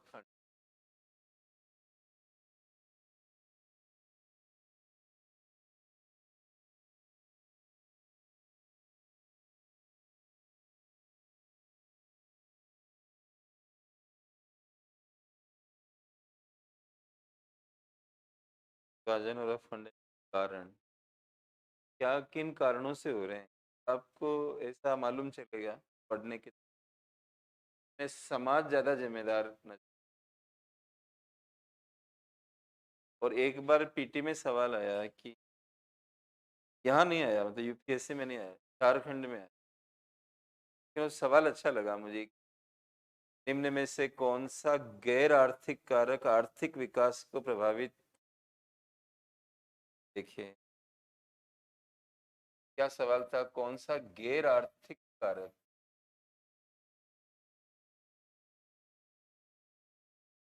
उन्होंने ऑप्शन दिए थे कि निम्न में से कौन सा गैर आर्थिक कारक आर्थिक विकास को प्रभावित करे। क्या हम वैक्यूम में रहते हैं? कोई भी अर्थव्यवस्था होती है तो वो कोई कंपार्टमेंट नहीं है कि तो आपने एक डिब्बे में बंद कर, या कोई निर्वात के अंदर। अर्थव्यवस्था और समाज को आप ऐसे नहीं खींच के अलग कर सकते।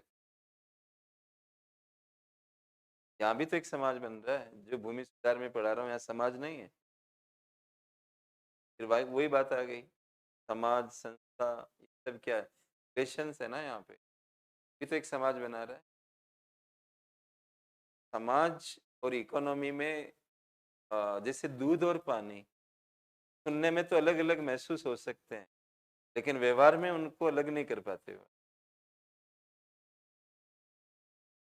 जबकि पानी की कॉन्सेप्ट बिल्कुल डिफरेंट है, मिल्क की भी मतलब कॉन्सेप्ट ऐसे आइडिया में डिफरेंट, लेकिन दूध के अंदर पानी मिक्स रहता है, उसको अलग नहीं कर सकते। और पाउडर बना देते हो तो फिर सारा, मैं दूध की बात कर रहा हूँ, नहीं कि दूध के पाउडर की बात। तो दूध में वो दोनों रहे, ऐसे ही अर्थव्यवस्था में समाज है और समाज में अर्थव्यवस्था, अलग अलग नहीं कर सकते। सोचने के लिए टॉपिक अलग बना लो, पढ़ने के लिए समाज में ये टॉपिक पढ़े जाते हैं, इकोनॉमिक्स में ये टॉपिक पढ़े जाते हैं, राजनीति में ये टॉपिक पढ़े जाते हैं। क्या राजनीति समाज से अलग हो सकती? अरे कई बार राजनेता समाज को प्रभावित कर देते हैं, ऐसे ऐसे नियम ले आते हैं।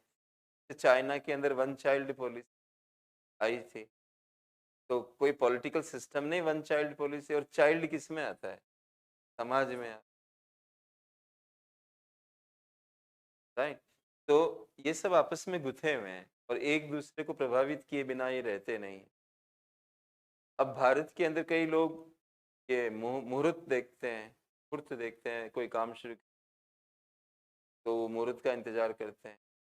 और कल, हाँ मतलब परसों की बात है, एक सज्जन आए हुए थे, उन्होंने मकान खरीदा। मैंने कहा सर कब प्रवेश कर रहे हो, अरे मैं कब प्रवेश कर, कब पार्टी दे, तो बोलते हैं कि अब तो सर देव सो चुके हैं। देव सो गए मतलब देव उठेंगे उसके बाद में, इससे पहले तो सर सवाल ही पैदा नहीं होता ये प्रवेश। मैंने कहा देवताओं को सुलाओगे या आप सोओगे उसके अंदर? तो मैं तो खुद ही मानता हूँ, मजाक कर रहा था। तो मैं तो खुद ही मानता हूँ। तो समाज से हम लोग, अब मैं क्यों मानता हूँ, आप कहोगे सर आप तो इकोनॉमिक्स पढ़ाते हो। तो मेरी पत्नी आमतौर पे मुझे कहती है कि आप तो इकोनॉमिक्स पढ़ाते हो। मैंने अली कहता पढ़े लिखे जाहिल होते। मैंने कहा मेरी ज़िंदगी में सुनना ही लिखा हुआ है कि आप तो इकोनॉमिक्स मतलब अपना दिमाग क्यों नहीं लगाते हो इकोनॉमिक्स में? हर जगह इमोशनल हो जाते हो, फलाना हो जाता है। कभी-कभी कहती है, वो खुद भी बहुत भावुक है, लेकिन कभी-कभी कहती है कि ऐसे थोड़ी घर गृहस्थी चलती है जैसे आप रहते हो। कोई लेना-देना ही नहीं किसी, कहीं जाते हो पैसे ही नहीं जेब में, ऐसे रहते हो।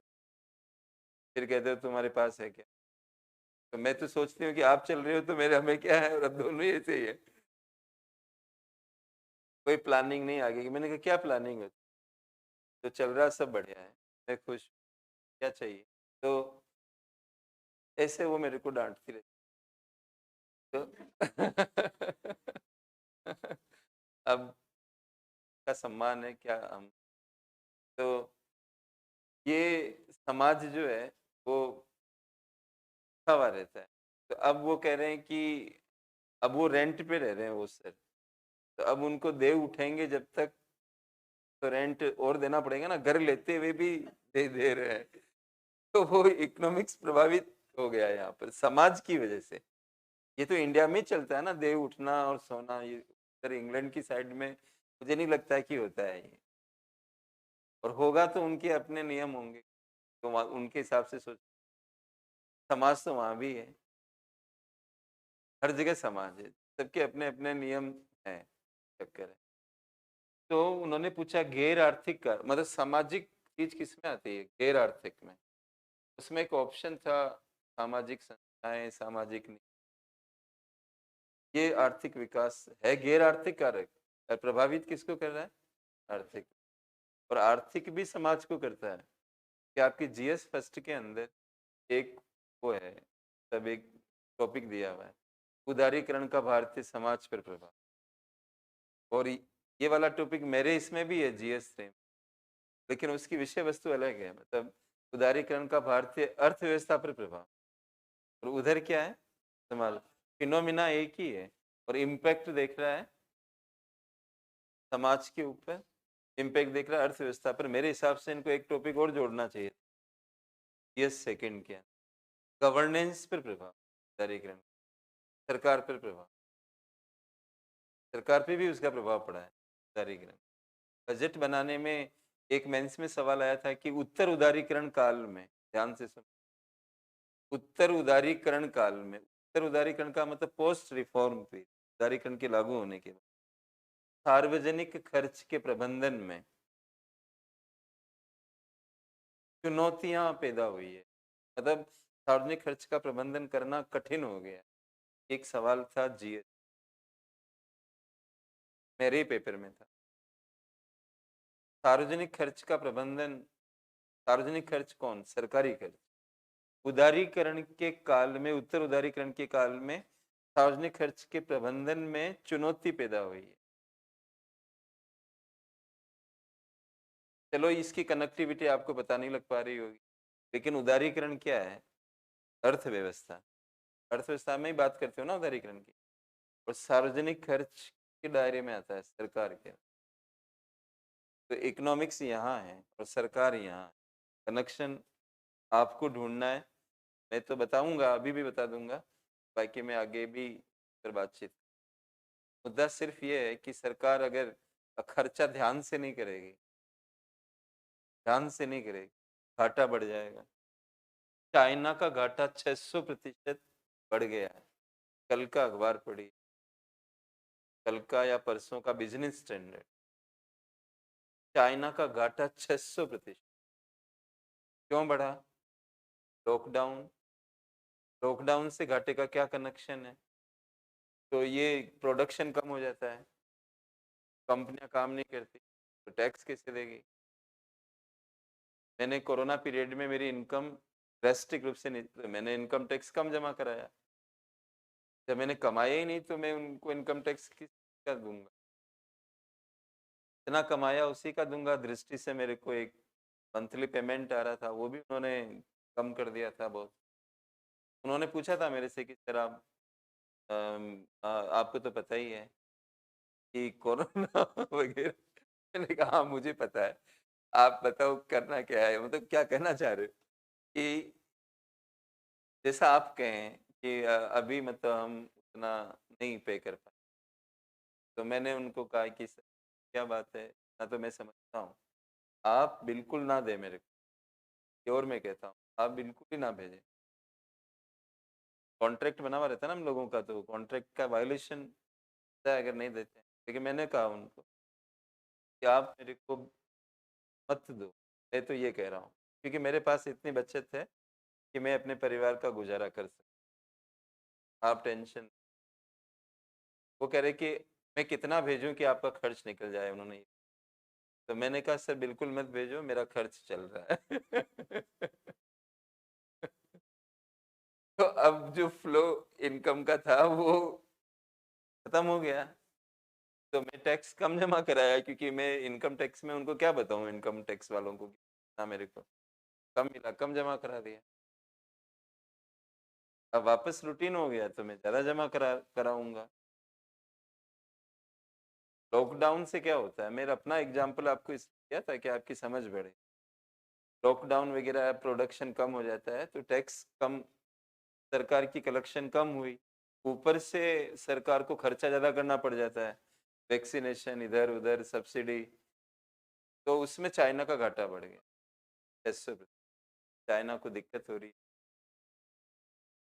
हमारे देश में भी घाटे का स्तर उच्च बना हुआ है। अब जितना घाटा आप लगाते हो ना, आपको घाटे का मतलब ये होता है खर्च ज्यादा कर रहे हो आपकी इनकम की तुलना। जब आप खर्च ज्यादा करने की सोच रहे हो इनकम की तुलना में, तो आपको वो ज्यादा खर्च करने के लिए पैसा तो लाना पड़ेगा। नहीं तो आपको वो सोच हटानी पड़ेगी कि भाई, जैसे मेरे को मेरी बेटी की शादी करनी, और सामने वाली पार्टी ने कहा कि हम तो 1 करोड़ रुपया लेंगे। मैंने कहा सर हमारा तो बजट नहीं। हाँ, मैं मतलब आपको 80 लाख रुपए तक कर सकता हूँ। मेरे पास 50 लाख है और 30 लाख में उधार ले लूंगा, आपको कर दूंगा। तो मैंने, मेरी इनकम 50 लाख होती थी भी, मैंने 80 लाख की बात को मान लिया। वो तैयार हो गए मान लीजिए।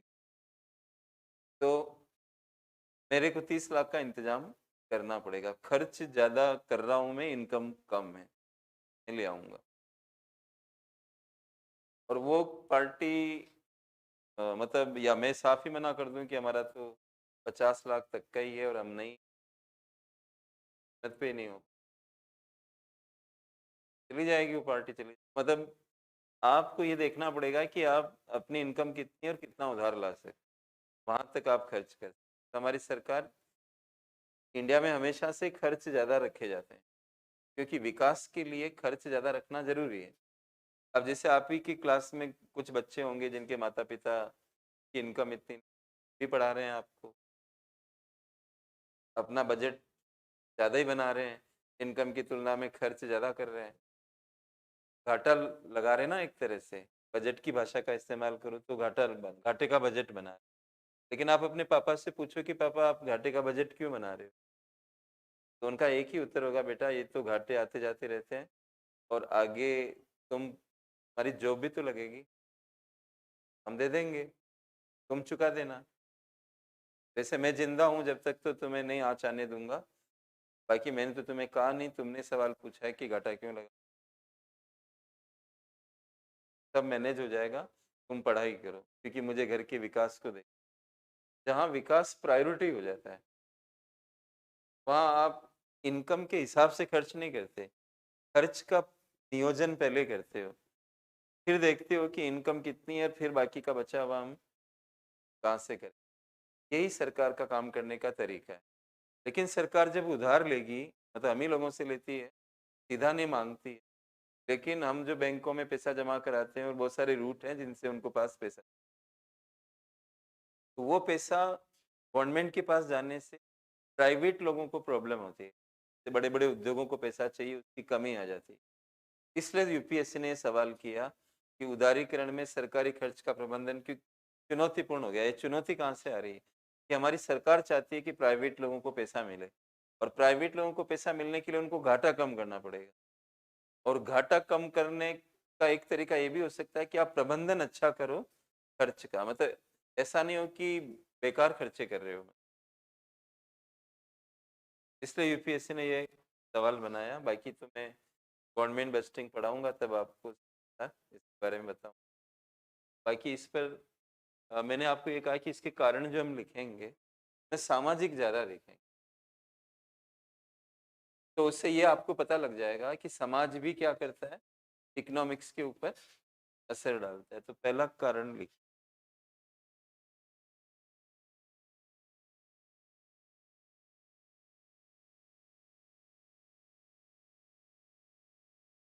उत्तराधिकार का नियम।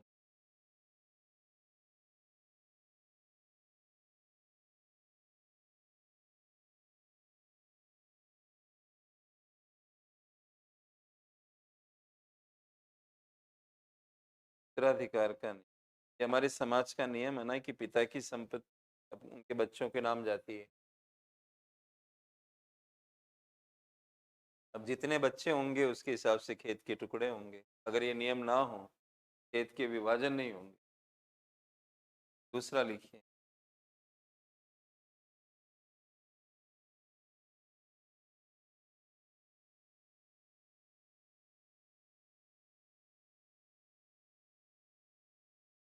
जनसंख्या का दबाव।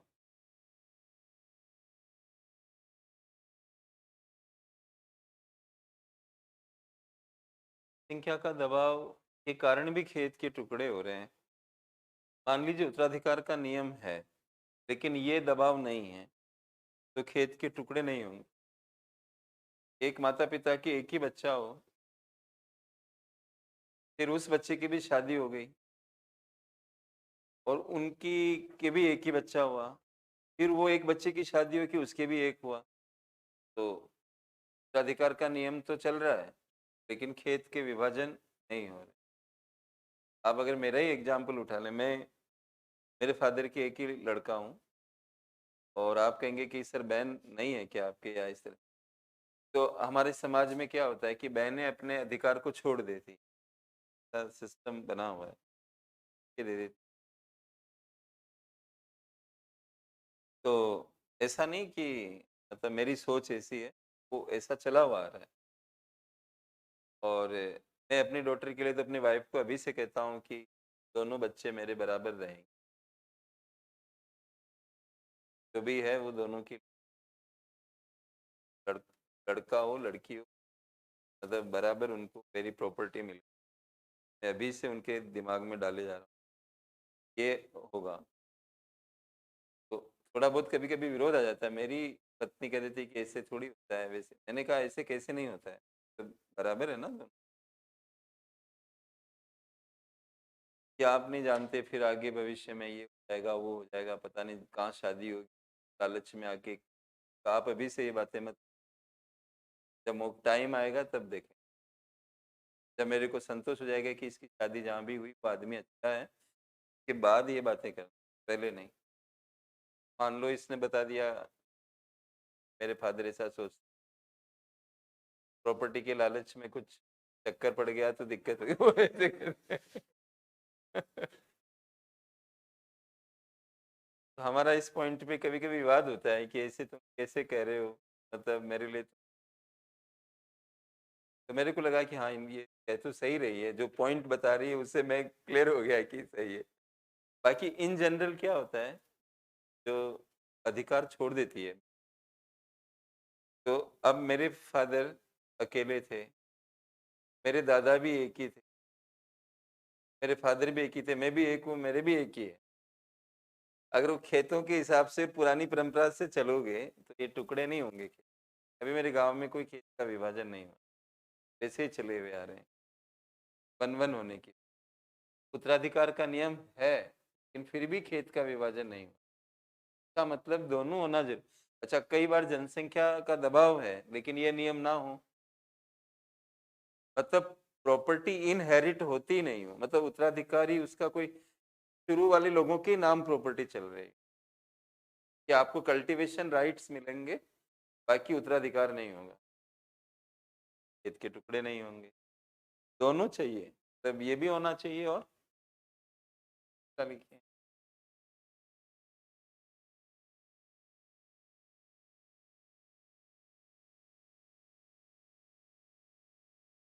संयुक्त परिवारों का टूट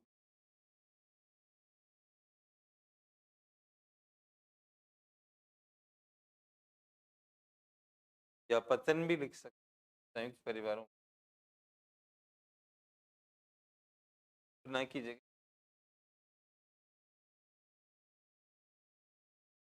या नहीं लिखना हो तो वो लिख सकते। अब संयुक्त परिवार की जो आजकल कॉन्सेप्ट, न्यूक्लियर फैमिलीज ज्यादा हो गई ना क्या के अंदर, अब ये भी चालू कर दे वो, आप ये भी हो तो उत्तराधिकार का नियम भी चल रहा हो, जनसंख्या भी हो, तो भी खेत नहीं टूटेंगे अगर संयुक्त परिवार चल रहे हैं। मतलब वो सारे भाई साथ में रहते हो, तो ज्यादा भाई हैं तो भी कोई फर्क नहीं पड़ता, उत्तराधिकार भी उनके नाम आ रहा है, लेकिन वो सब मिलके क्या कह रहे हैं कि हम पेपर पे हमारा उत्तराधिकार आ जाएगा।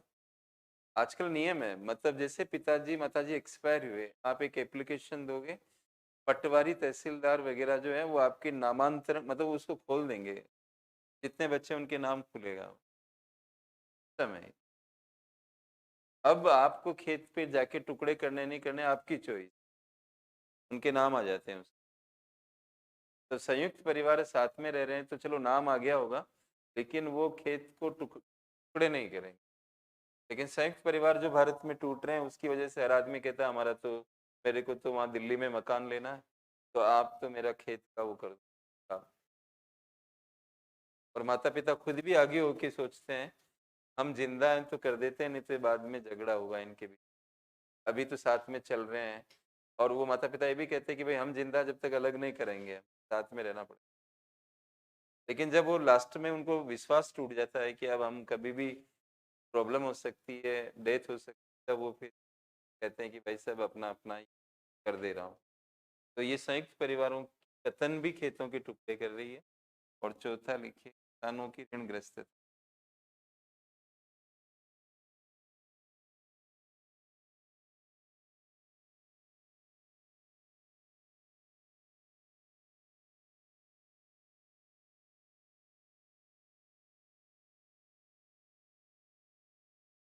पूर्ण विराम लगा के आदि लगा, तो एक आदि लिखना सीख, कोई पॉइंट्स लिख के लास्ट में आदि। लेकिन ये आदि कब चलेगा, जब आपने ऊपर संख्या ना लिखी, तो नीचे ऐसे लिख दिया है कि ये निम्नलिखित चार बिंदुओं से ये पता लगता है। अब चार बिंदु लिखने के बाद आदि लगाओगी तो वो कहेगा यार ये कैसा राइटिंग कौशल है, ऊपर लिख रहा है चार, नीचे चार लिखे आदि लगा रहा है, तो अब कौन से छूट गया, तो भाई ऊपर ही लिखते। अच्छा, फंसने वाला काम कभी नहीं करना है, आपको चार याद भी हो तो मत लिखना चार, क्योंकि फिर मान लो चार चौथे पे जाते जाते याद नहीं आया, ऊपर चार लिख चुके, तो इस राज को राज ही रहने दो जब तक वो पॉइंट्स खत्म ना हो जाए और आधी लगा दो लास्ट में। तो ये अ, कारण है उपविभाजन की। तो ये कौन सा चल रहा था, सी चल रहा था, आप डी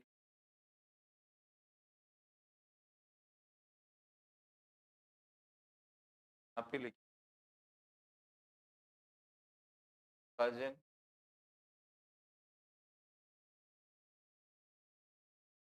अपखंडन।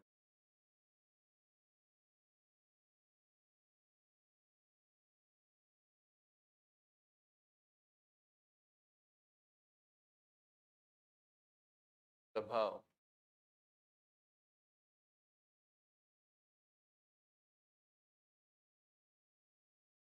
क्या प्रभाव पड़ता है, फर्स्ट लिख,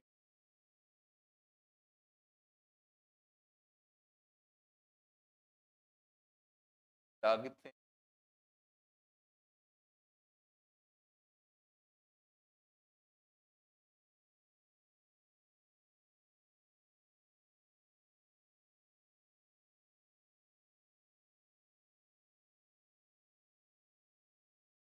कृषि लागतें, छोटे छोटे खेतों में कॉस्ट ज्यादा आती है, आप कोई उर्वरक खरीद रहे हो कुछ, तो एक कुछ साधन होते हैं अविभाज्य होते हैं। आप मेरी बातों पे ध्यान दिया करो,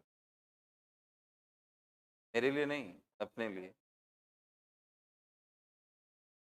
कई साधन है विभाज्य, जैसे ये कैमरा, ये टुकड़ों में आता है क्या? मतलब डिविजिबल है क्या? जैसे तोड़ोगे तो काम करना बंद कर दे। पानी विभाज्य होता है, जितना पीना उतना पी लो फिर। लेकिन आप, मैं बोर्ड लेने के लिए गया मार्केट में, तो मेरे को ये बोर्ड एक आकार का मिलेगा। मैं कहूँ कि इतना काट के दे दो, हमारी क्लास छोटी है, वो नहीं चलेगा। वो टूट जाएगा बोर्ड। नहीं, ये कहना चाहता।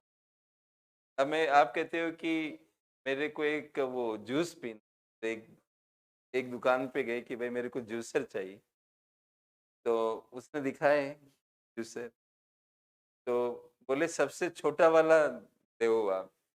तो वो छोटा वाला सबसे निकाल के दिया, सर इससे छोटा नहीं आता है, कि मैं तो एक ही हूँ, इतना सा कोई जूसर मिल जाए। बोले नहीं, ऐसा तो होता ही नहीं। मेरे कहने का अर्थ है, एक साइज में, कुछ चीजें एक साइज में आती है, पशु को भी ले सकते। अब एक काऊ है तो वो एक आकार, उसका विभाजन करोगे तो वो काम नहीं करेगी। तो कोई भी साधन होते हैं, कुछ साधन ऐसे होते हैं जो विभाज्य नहीं होते। अब आपको उनके उस रूप में लाना ही पड़ेगा, खेत के हिसाब से वो छोटे नहीं हो पाएंगे। मैं ये कहना चाह रहा हूँ, तो इसका मतलब ये हुआ, अब आपको बिजली का कनेक्शन खेत पे लेना है, तो उसके जो चार्जेस जमा कराने हैं, तो आप उसको ये कहोगे कि भाई साहब मेरा खेत तो छोटा ही है, तो इसकी चार्ज कम नहीं हो सकती। हमें वहां से खंबे से बिजली का वायर लेके आना है और सारा सेट करना है। आपका खेत छोटा है, इसमें हमारी गलती थोड़ी है। मेरे को वाईफाई कनेक्शन लेना है, मैं तो एक ही हूँ। वो कहेगा आप एक हो, दो हो, 20 लोगों को ले आओ यहाँ, लाइब्रेरी खोल लो। लेकिन वो वाईफाई की जो लगती है सारे सामान, तो लगेंगे इतना चार्ज, राइट? तो जो बच्चे रूम पार्टनर के रूप में रहते हैं, वो फायदा मिलता होगा कि चलो 4 बच्चे रह रहे हैं तो सब मिलके कर लेंगे।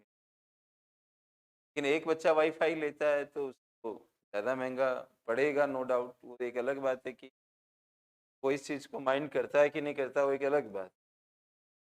तो छोटे खेतों में हर जगह पर ये दिक्कत आती है। माल भी आप नहीं लेके जा सकते, छोटे से खेत की जो उत्पादन है वो कम होगी, कहाँ मंडी में लेके।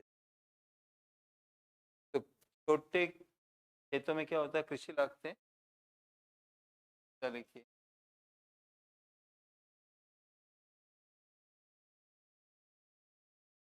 उत्पादकता कम हो जाए।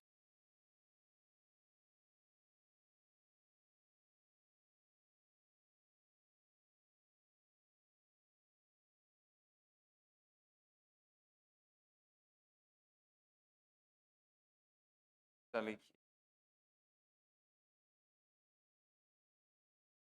आधुनिकीकरण नहीं।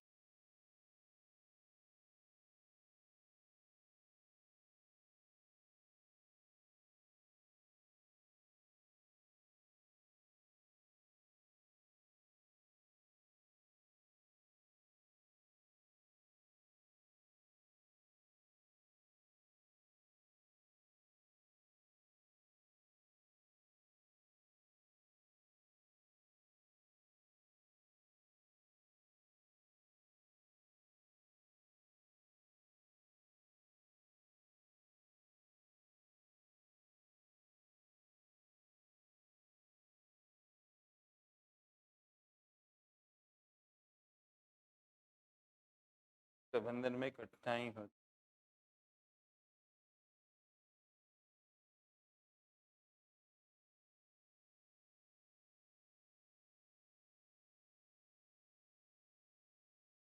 बर्बाद होती।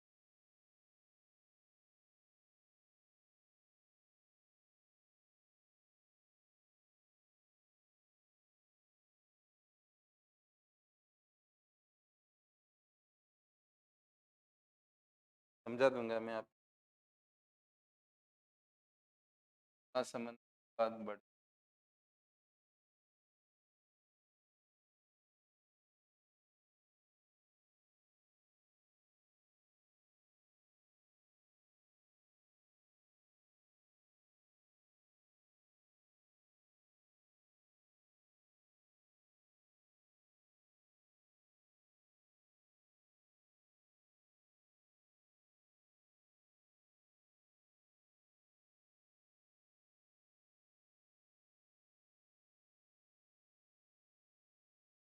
गैर कृषि कार्यों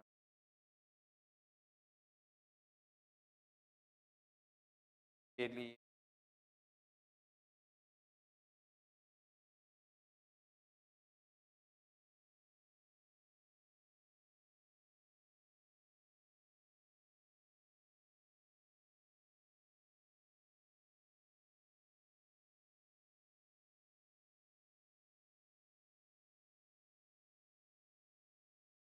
बढ़ावा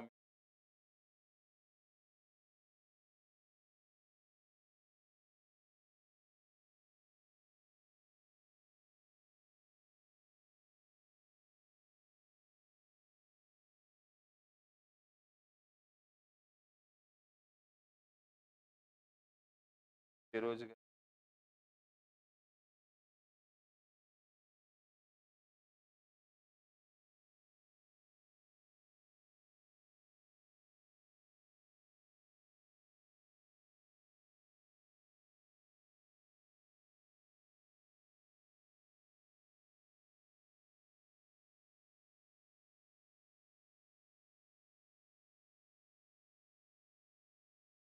यहाँ तक तो आपको कोई कठिनाई मैनेजमेंट कठिन हो जाता है, छोटे खेतों की मॉडर्नाइजेशन आपको महंगी पड़ेगी। यहाँ कृषि भूमि बर्बाद होती है। मेड़ बनाते हैं ना, खेत के विभाजन होने पर वो कुछ बाउंड्री बनाते हैं, ऐसे गोलाई की मिट्टी वाली भी वो डालते हैं, उसको डोल कहते हैं हमारे राजस्थान। डोल डाल दिया से सेमी सिलेंड्रिकल टाइप की, या खाली पट्टी छोड़ दी तभी होता है। सारी ऐसे कैसी पट्टी छुटी हुई है बीच में, इधर एक आदमी, मतलब कुछ भी वो सीमांकन के लिए करते हैं और उसमें जमीन चली जाती है। थोड़ा बहुत तो काश्तकार भी कहते हैं कि भाई थोड़ी पट्टी तो छोड़ो ताकि वहाँ पे चारा उगे, हमारे हम बैलों को कहाँ चराएंगे, मतलब खेत पे जाएंगे तो बैल भी वो खुद भी कहते हैं भाई थोड़ी पट्टी छोड़, कुछ ऐसा थोड़ी कि आप यहाँ से आपका खेत शुरू करा तो यहीं से बुआई शुरू करा, थोड़ी थोड़ा सामान रखने के लिए जगह भी तो छोड़नी पड़ती है। वहाँ किस खेत में सामान रखेंगे,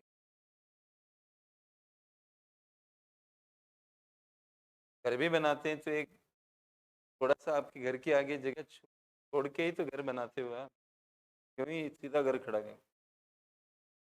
मतलब मजबूरी में कर बनाते हैं लोग ऐसे भी, तो सामान तो अपने घर के अंदर ही रखने पड़ेंगे, क्योंकि घर में तो रखने से तो आसानी रहती है थोड़ी, तो वो बाउंड्री वगैरह रहते हैं, में जमीन चली जाती है। सीमा संबंधी विवाद बढ़ते हैं, जितने खेत होंगे उतनी सीमाएं होंगी, जितनी सीमाएं होंगी उतने विवाद होंगे। ये बड़ा अच्छा पॉइंट एक रिसर्च पेपर में मेरे को मिला था।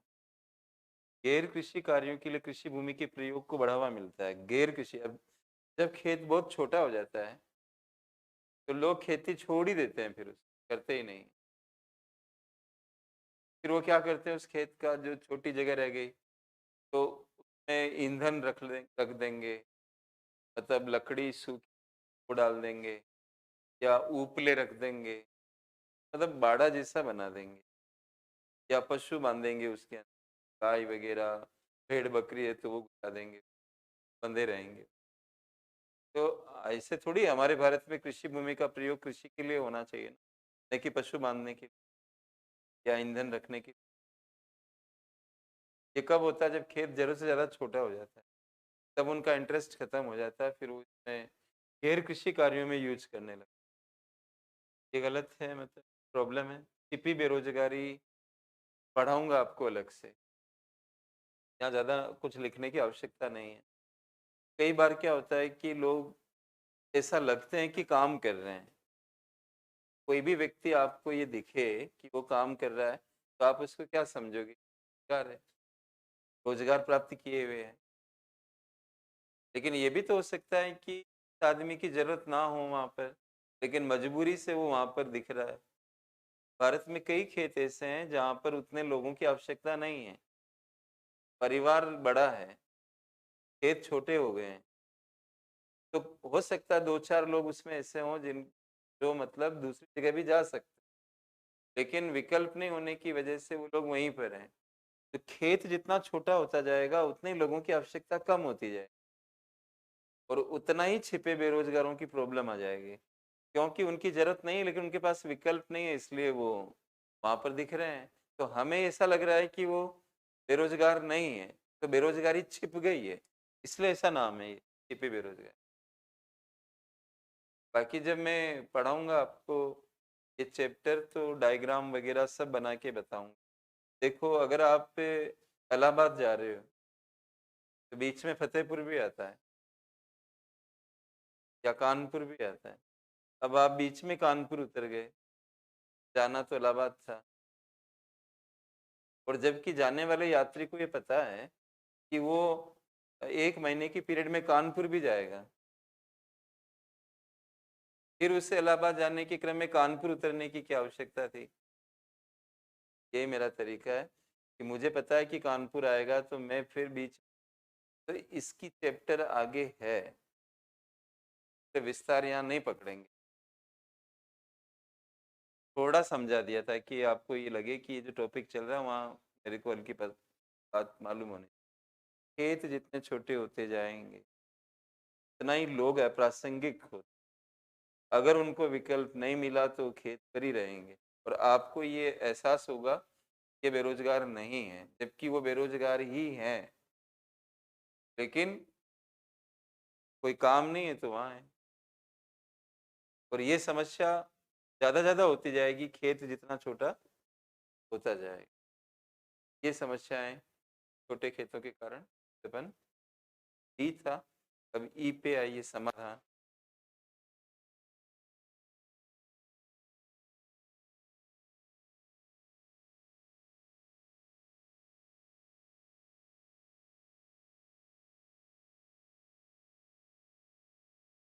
समाधान में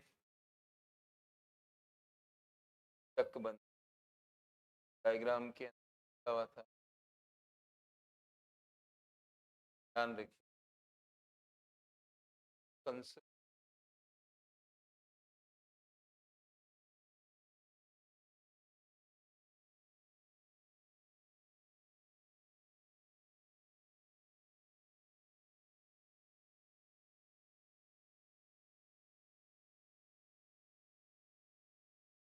चकबंदी में चकबंदी में लोगों के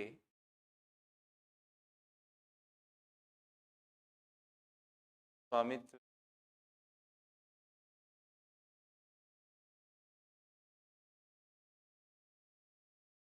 बदलाव कर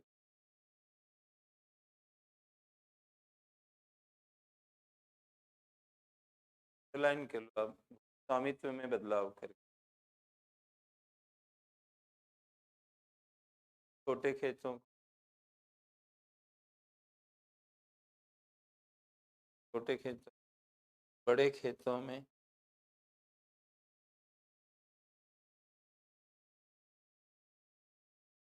बदला जाता है।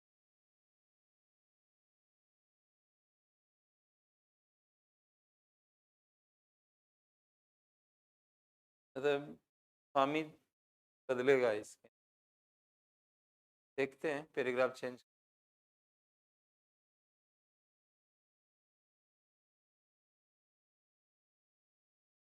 इस प्रकार का बदलाव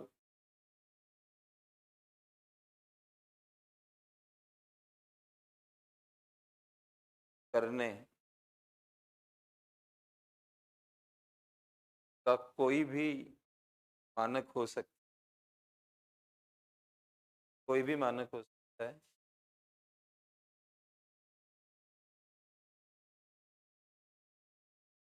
जैसे कि भूमि के बदले भूमि,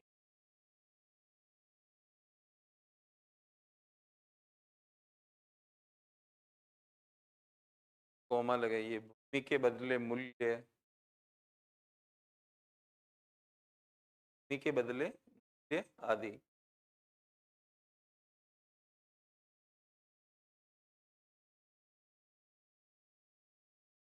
पैराग्राफ चेंज। चकबंदी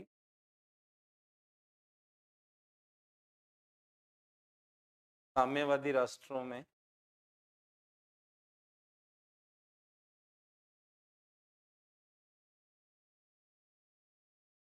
चकबंदी के आगे कोमा लगा देना, तो चकबंदी कोमा लगा के साम्यवादी राष्ट्रों अनिवार्य होती।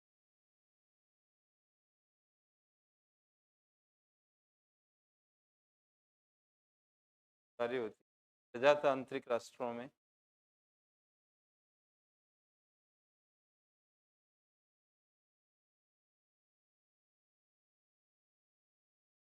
प्रजातांत्रिक राष्ट्रों में ऐच्छिक होती है। ऐच्छिक मतलब इच्छा से, ऐच्छिक। Paragraph change.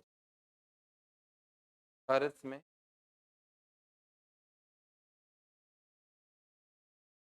अलग अलग राज्यों द्वारा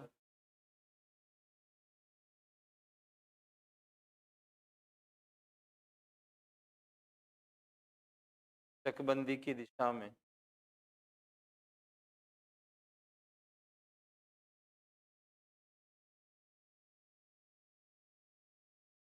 आवश्यक कदम उठाए गए।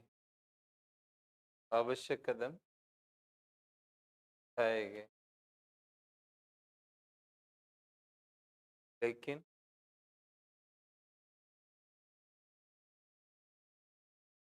शेष सफलता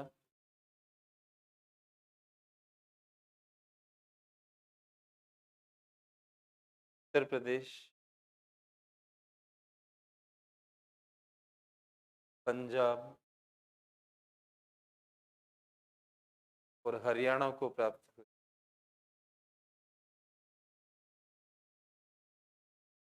हरियाणा को प्राप्त हुई, कोमा लगाइएगा।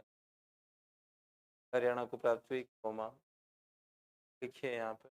हालांकि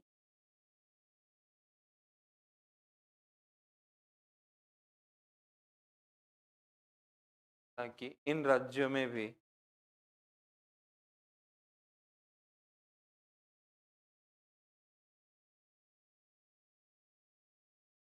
पुनर्चकबंदी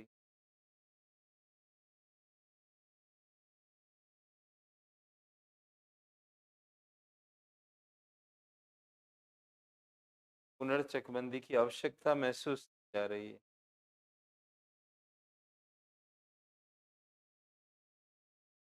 पुनर्चकबंदी की आवश्यकता महसूस की जा रही है।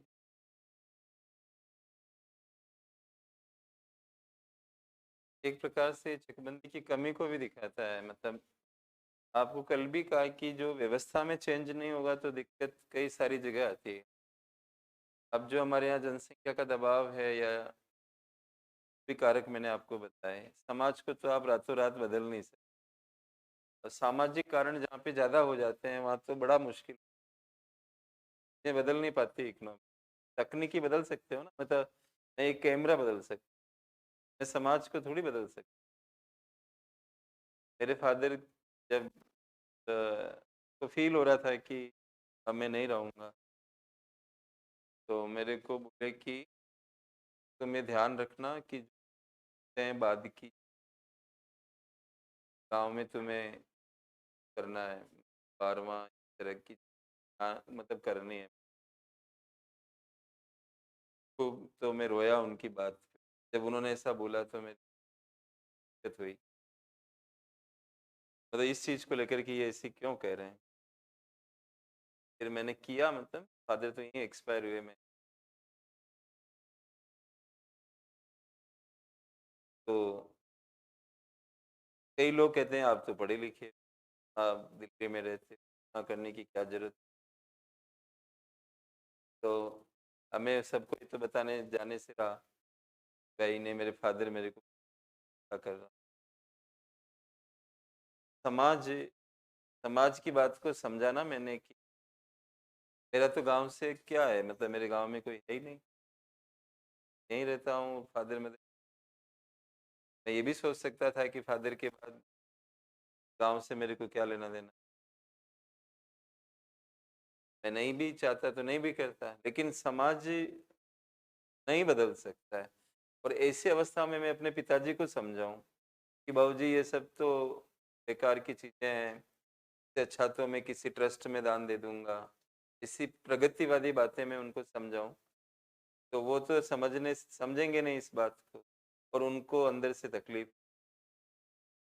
जो मैं नहीं चाहता था, राइट? तो आप समाज को ऐसे नहीं कि आप चाहो कि झटके में बदल दोगे, समाज के साथ आपको चलना पड़ेगा। समाज नहीं बदल सकता अचानक से, कैमरा बदल सकता है, डिजिटल बोर्ड चेंज हो सकता है, तकनीकी ला सकते हैं, ये सब कर सकते हैं, लेकिन समाज चाहो कि हम चुटकी में बंद कर। अब इसमें क्या हुआ कि चकबंदी में जब खेत मिलाए गए इन राज्यों में, जैसे पड़ोस के खेत होते हैं, जैसे वो आपस में ऐसे करते, मतलब ये है, इधर ए और बी है। चकबंदी में क्या होता है कि या तो आप ये वाला इसको दे दो, या ये टुकड़ा इनको दे दो, और रिकॉर्ड पर आ जाएगा, स्वामी चेंज हो जाएगा। अगर आप एक के नाम कर रहे हो तो ये हट जाएगा। अब एक को इसको पैसा देना है या जो भी तरीका है, या इसकी भूमि कहीं और पड़ी हुई है तो ये कह रहा है ये मेरे को दे दो, वो आप ले लो, ऊपर से जो पैसा लेना देना हो वो बता दो, जो भी है, मतलब चकबंदी इस तरह से होती है। और चकबंदी ऑफिसर्स रहते हैं, वो मोटिवेट करते हैं लोगों को कि भाई आपको चकबंदी करानी चाहिए, राइट? अभी इसके हो गया ऐसा, डी को इसने पेमेंट कर दिया, ये बड़ा हो गया। अब क्या हो रहा है कि इसके बच्चे बड़े हो गए आगे चलकर, अब फिर बंटवारे की बात आ गई यहाँ पर। तो अब यहाँ क्या होगा कि इसके 2 बच्चे होने के कारण आगे जाके फिर इसके 2 टुकड़े हो गए।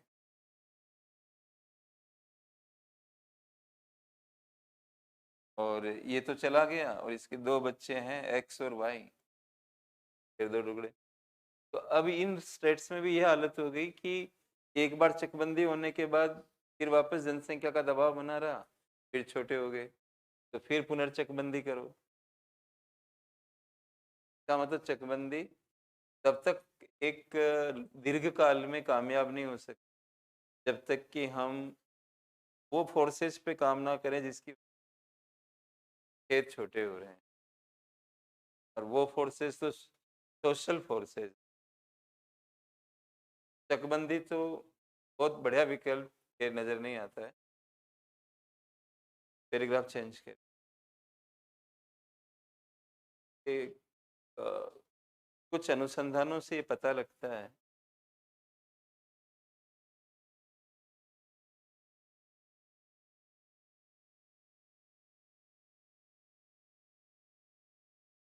कि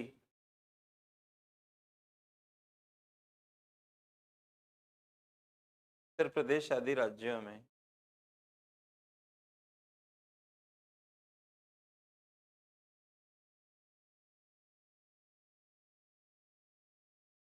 चकबंदी के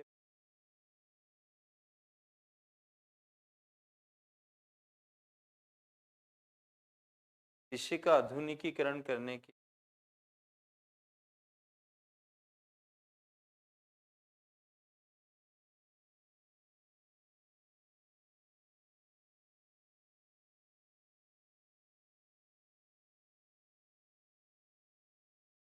किसानों द्वारा बैंकों से ऋण लिए।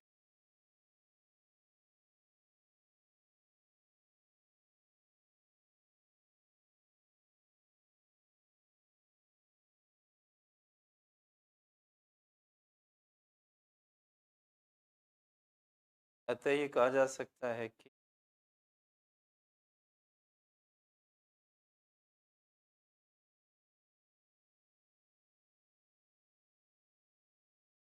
चकबंदी से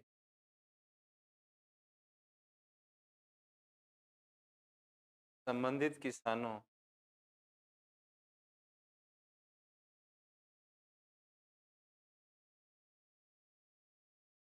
सोशियो इकोनॉमिक कंडीशन,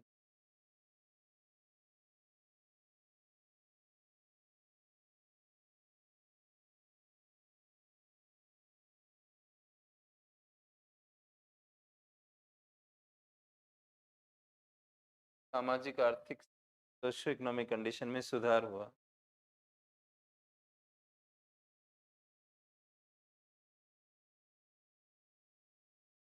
ब्रैकेट में यूपीएससी मेंस 2021,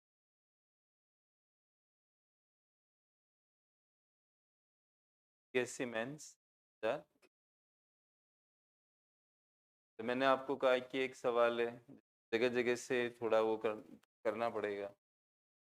इस तरह से चकबंदी में भी ऐसा हुआ कि खेत बड़ा होने के कारण उन्होंने फिर बैंकों से कांटेक्ट करके ट्रैक्टर लेना या कोई सामान इस तरह का खरीदना, वो किया उन्होंने।